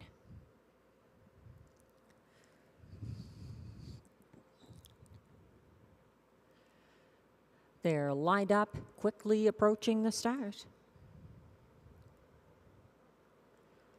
They're off and pacing with Candid Cameron and Perfect Rolo, both leaving quickly. Candid Cameron putting the rail advantage to full advantage for William Waugh. Caught first over now and retreating to sit along the pylons in the pocket position. Perfect Rolo on the outside and gaining ground early. That is Dakota Senna for Stéphane Pouliot challenging Candid Cameron, the long shot leader, to the opening quarter, 28 flat. Dakota Senna taking some late money, and he's now even money, and he's on the lead, but Candid Cameron unwilling to sit the pocket. He circles him. Watching this from 3rd, Perfect Rolo. Here comes Manhattan Joe, first over into 4th, advancing 2nd over behind him into 5th. Midnight Mood is on the move. They're headed around the turn and reach the half, led by Candid Cameron.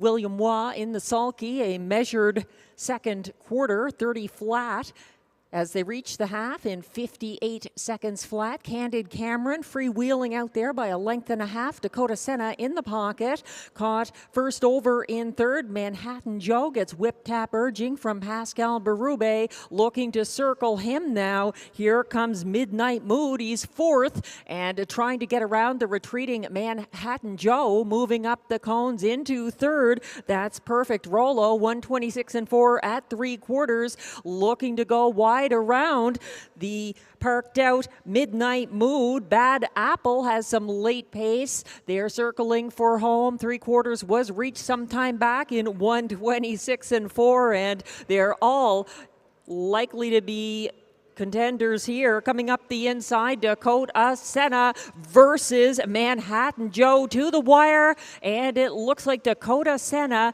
got it over Manhattan Joe and Midnight Mood in 157 and 4.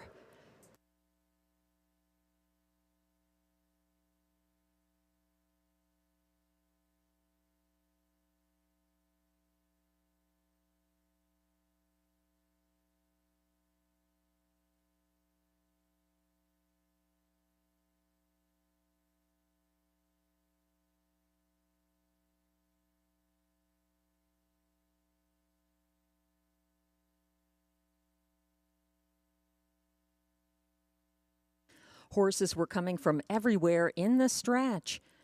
Dakota Senna fighting against Manhattan Joe to the wire. It's a tight decision. It looks like Dakota Senna got it on the inside with Midnight Mood charging wide late ahead of Perfect Rolo, possibly fourth there. And indeed he was. The unofficial top 4 order of finish is now posted for race 9. Even money co-favorites finishing 1-2 here. The 5, Dakota Senna, the race winner for Stefan Pouliot. Over 9, Manhattan Joe. Third was 7, Midnight Mood. And completing the superfecta, number 3, Perfect Rolo at odds of 25 to 1. 5-9, 7-3. The unofficial top 4 order of finish. Please hold all tickets.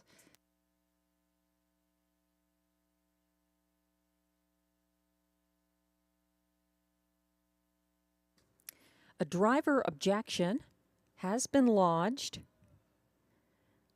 for race 9 regarding action on the last turn. The driver of 9, Manhattan Joe, Pascal Berube, has made the objection against the driver of 5, Dakota Senna, Stefan Pouliot. The AGCO judges will be speaking with both drivers and reviewing footage of action on the last turn. Again, that objection by the driver of 9, Pascal Berube, against the driver of 5, Dakota Senna, Stefan Pouliot. Please hold all tickets. Results remain unofficial.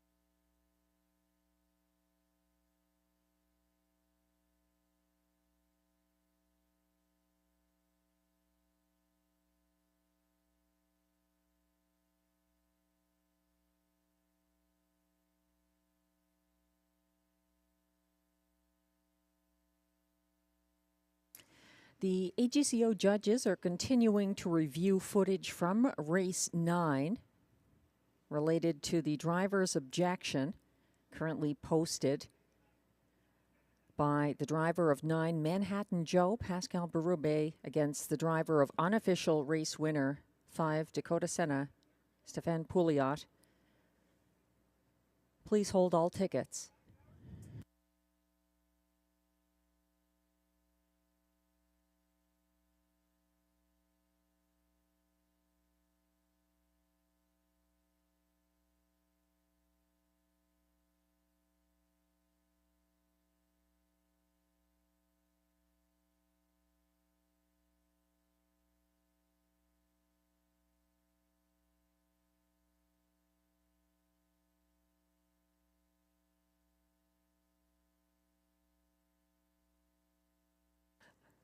Now on screen,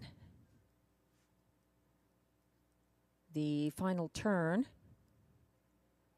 which is under review by AGCO judges due to the driver objection, 9 on 5.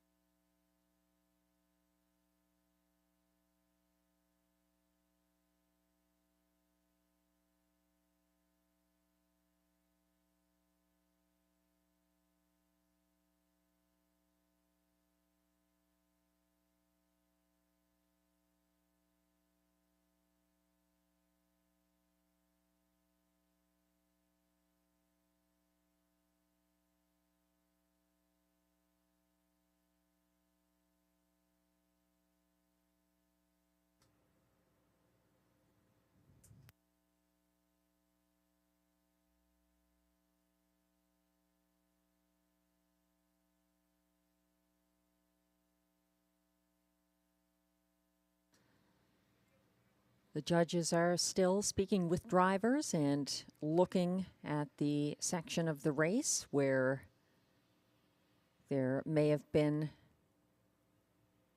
some possible interference.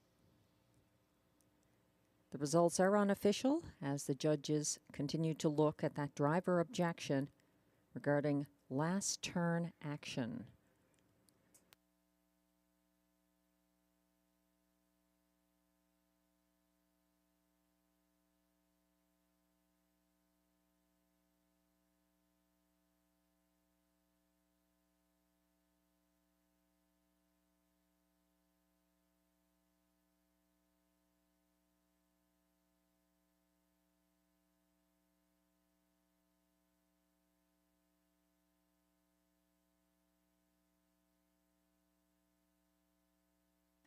And the AGCO judges have ruled that there will be no change to the posted order of finish. 5-9-7-3 will stand. The driver objection 9 on 5 has been overruled in race 9.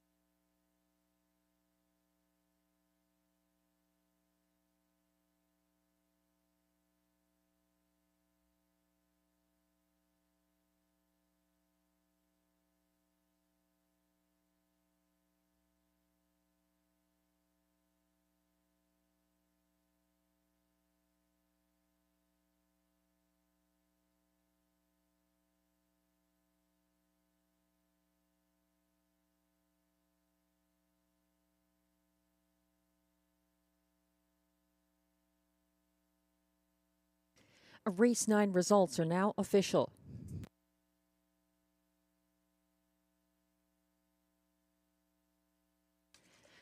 Prices are posted for Race 9. Number 5, Dakota Senna, pays $4.30 to win. The $2 exactor 5-9 combination pays $11.20.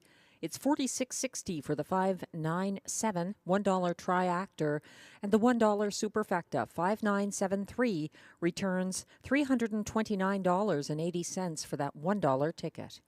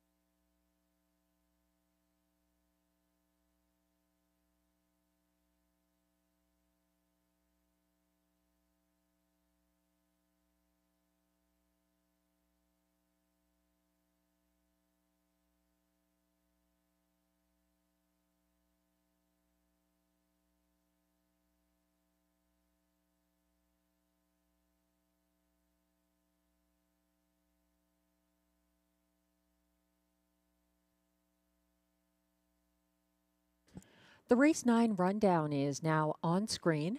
1, Candid Cameron was 5th. 2, Uber Hanover 8th. 3, Perfect Rolo 4th. 4, Bad Apple 6th. 5, Dakota Senna, the even money co-favorite and race winner for Stefan Pouliot. 6, Vines to Heaven was 7th. 7, Midnight Mood finished 3rd. 8, Gringo Star was 9th. And beaten even money co-favorite number 9, Manhattan Joe, was 2nd. From the top down, your program should read 5846-17392. The fractions were 28 seconds to the opening quarter, 58 flat at the half, 126 and 4 at 3/4, 157 and 4 the winning mile for Dakota Senna.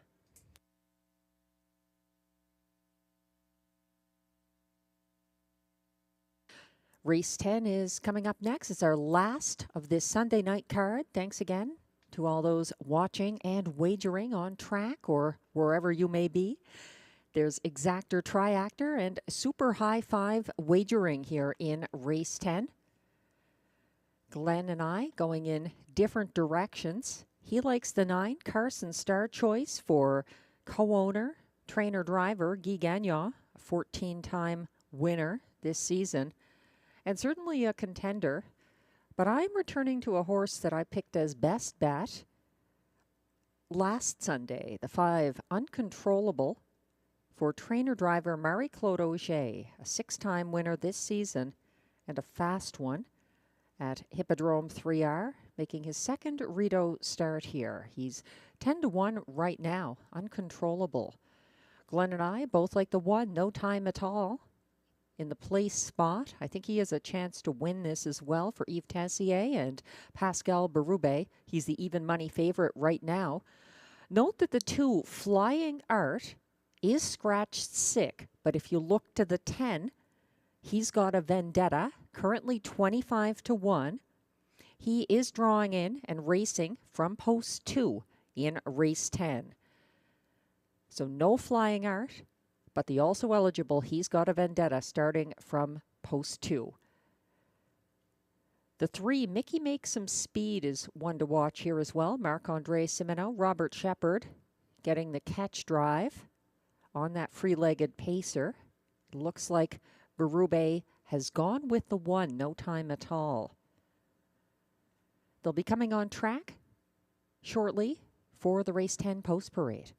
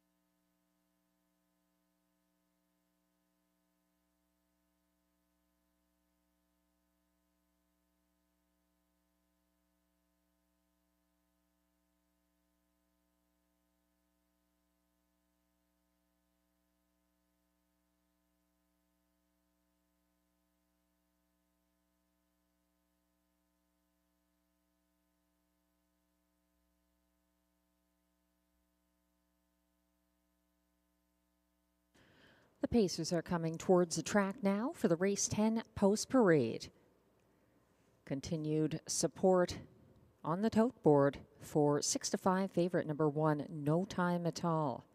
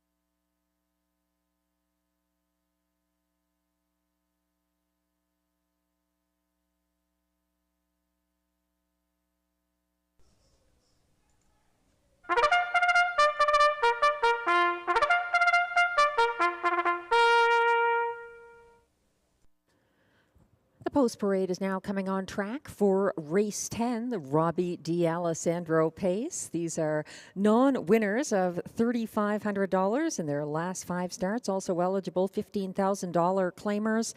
Also eligible, non-winners of $900 per start in their last 10 races or 2024. They race for a purse of $7,000.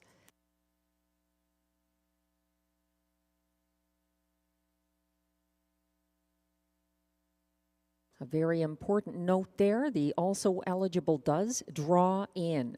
The 10 will start from post 2.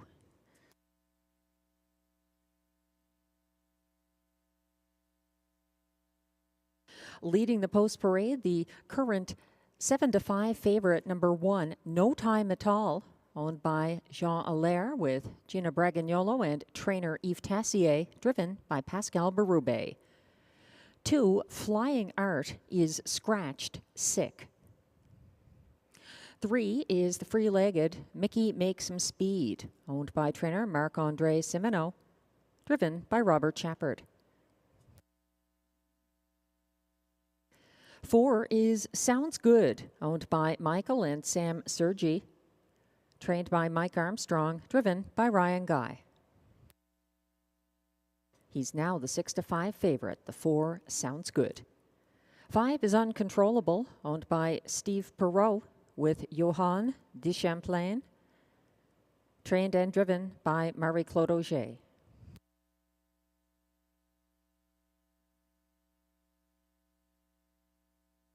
6 is Le Massif, owned by Melanie Bouillon, along with Laurent Pedinot, trained by Jean Beaulieu and driven by Stephen Genois.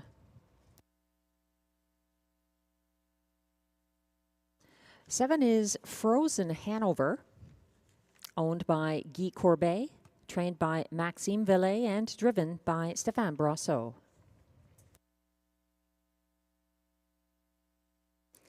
8 is Springbridge Gym, owned by trainer-driver Andrew Moore, along with co-owner Tommy Godfrey.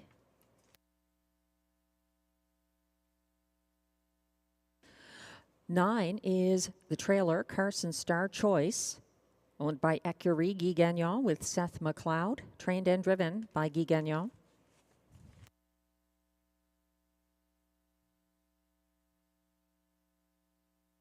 And completing the field is number 10, the also eligible He's Got a Vendetta, owned by Elizabeth Adam with Aidan Keeley Griffiths, trained by John McMillan.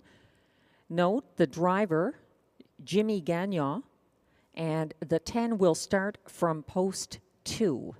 He's Got a Vendetta starting from post 2, and the driver should be Jimmy Gagnon.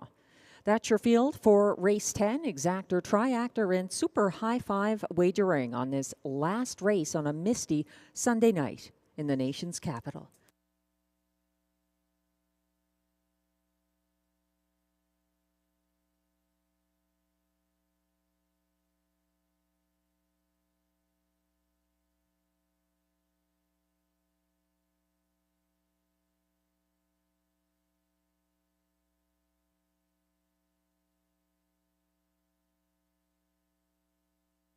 We're taking a closer look at the current favorite, Even Money. The price on 1, No Time at All. He's a class dropper here who finished 3rd behind Rideau Preferred Handicap Pacers in his most recent start. Light the Torch and Aladdin finished 1-2 last Sunday in the Hippodrome 3R top class, and No Time at All was 3rd behind them. He came first over from 5th at the quarter. He had an overland trip and looks like Pascal Berube's possible selection over the 3 here. Mickey Makes Some Speed. No Time at All, 6-5 right now on the tote board. The 4, Sounds Good, was getting some attention. He's 3-2 right now. He and Ryan Guy left aggressively here on Sunday, landing on the early lead. Love My Rockin' Bird reclaimed the lead in front of the grandstand. Sounds Good pocketed up to the final turn, getting caught inside of horses stacked 3 high until the stretch drive. He made a mild passing lane bid. Sometimes horses improve around the same time each year, as temperatures go up or down and allergies and footing can change. It's interesting to note that Sounds Good crushed from the Saratoga rail last November 11th on the front end. The 9 here, Carson Star Choice, was 2nd over 5th on the first turn. Sunday at Rideau Carleton, he found Rome 5th on the pylons by the quarter. He was 3rd over on the second turn behind the first over, Monty's Gone Marble.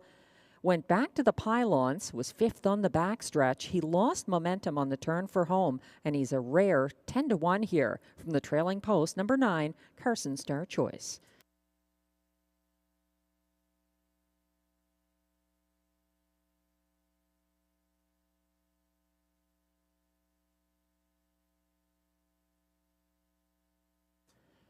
The starter has called the race 10 field. This is your last chance tonight to play Rideau Carleton. And the Pacers are assembling in front of the grandstand. No Time at All, a little anxious, going behind the gate. The 1 is No Time at All for Pascal Berube. Starting from post 2, it's number 10. He's Got a Vendetta for Jimmy Gagnon. 3 is Mickey Makes Some Speed, Robert Shepard. 4, Sounds Good, Ryan Guy. 5, Uncontrollable, Marie-Claude Auger. 6, Le Massif, Stephen Genois. 7, Frozen Hanover, Stéphane Brasseau. 8, Springbridge Gym, Andrew Moore.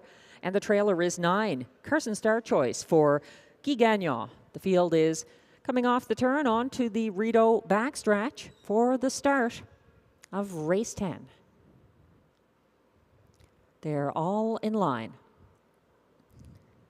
They're off and pacing, and 4 of them sprinting early. That is Sounds Good, who sticks ahead in front, but it's not so easy. No Time at All is fighting back from the rail and between horses. He's Got a Vendetta, has an early agenda as well, but No Time at All makes front, and that means that it's a parked out trip in the early going for He's Got a Vendetta, looking to retreat back to 3rd. They went by the opening quarter in 27-3 with the favorite on the front end for Pascal Berube. That is No Time at All. And now sitting in the pocket, Carson Star Choice moving up, following from 3rd on the outside. Sounds Good, and caught inside of him, but trying to slip out from 4th. He's Got a Vendetta, has some pace on the second turn, moving up the cones inside now, sitting 5th. That's Mickey Makes Some Speed, and on his outside, 3rd over, Uncontrollable underway for Auger.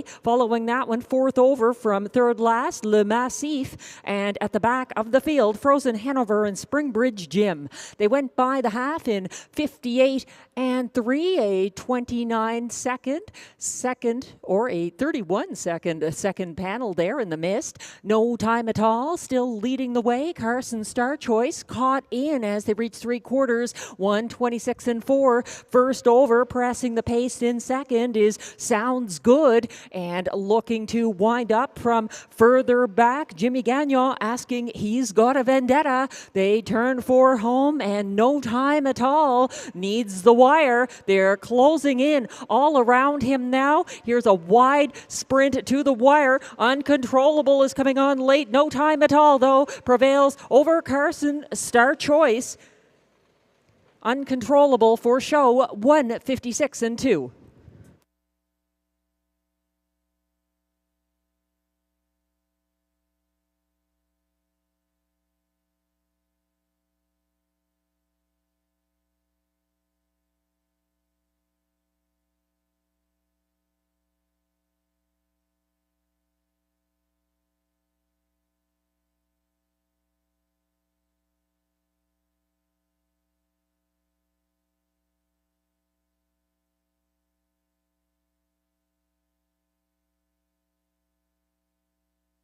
A competitive stretch drive, but no time at all. Dug deep to hold off a late charging Carson Star Choice and Uncontrollable in 1:56 and 2 on a night of successful favorites here at Rideau Carleton.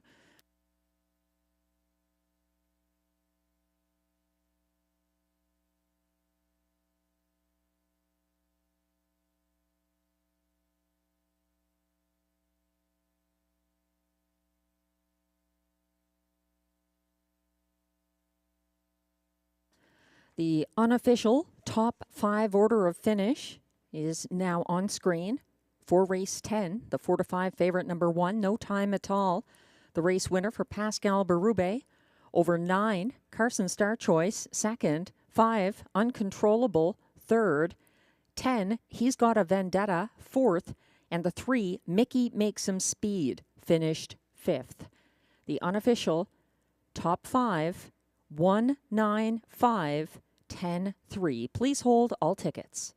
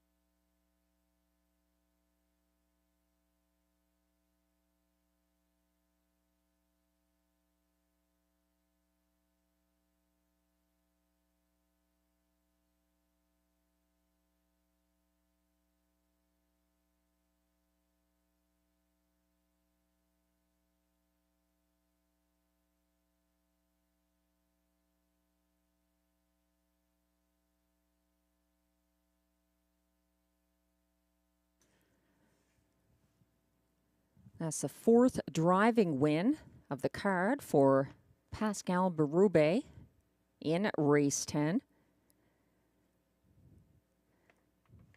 Actually, it is the 3rd. My error. This is the 3rd driving win of the card for Pascal Berube, now coming back to the Rideau Carleton winner's circle with unofficial race 10 winner number 1, No Time at All. He's a 9-year-old bay gelding by Big Jim out of Shirley Hall, owned by Jean Allaire, Gina Bragagnolo, and trainer Yves Tessier of Quebec. He was bred by Jean-François Gagné and Peter Van Segelen of Alberta, with Carl Warner of British Columbia. Trained by Yves Tessier, driven by the drummer Pascal Berube. No Time at All, the official winner of race 10. 1:56 and 2. And prices are now posted.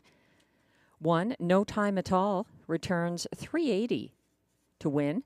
The $2 exactor 1-9 pays $24.20 at $66.75 for the triactor there. $1 ticket 195. The $1 pick 3 of 3, just $7.25. 4 of 4 in the dollar pick 4, $25.50.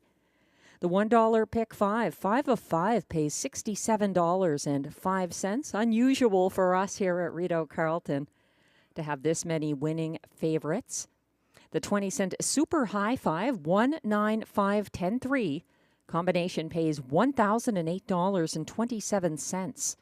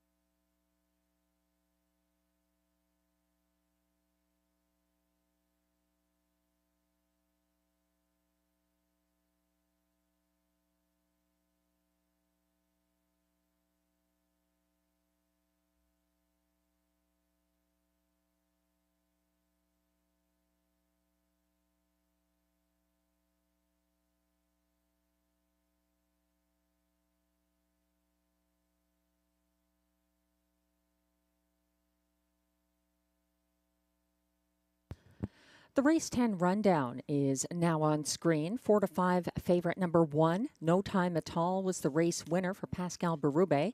2, Flying Art was scratch sick. 3, Mickey Makes Some Speed finished 5th. 4, Sounds Good was 8th. 5, Uncontrollable was 3rd. 6, Le Massif 7th. 7, Frozen Hanover was 9th. 8, Springbridge Gym 6th. 9, Carson Star Choice 2nd, and 10, He's Got a Vendetta finished 4th. From the top down, your program should read 1, scratch 5, 8, 3, 7, 9, 6, 2, 4.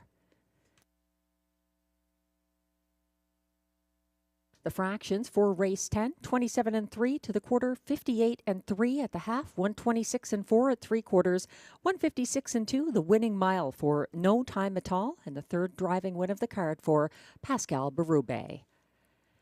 Thanks again to the horse players joining us this evening. We always appreciate the wagering support and interactions. Tonight's handle, $374,397.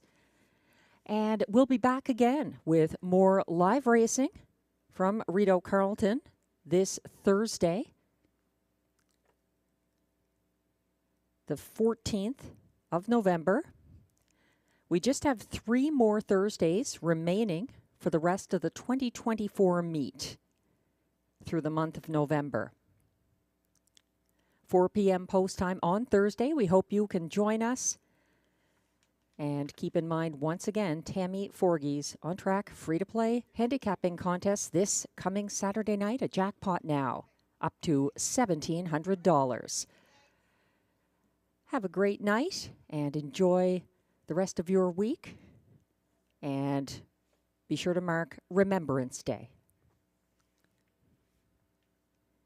Good night from the Rideau Carleton booth. I'm Melissa Keith, track announcer.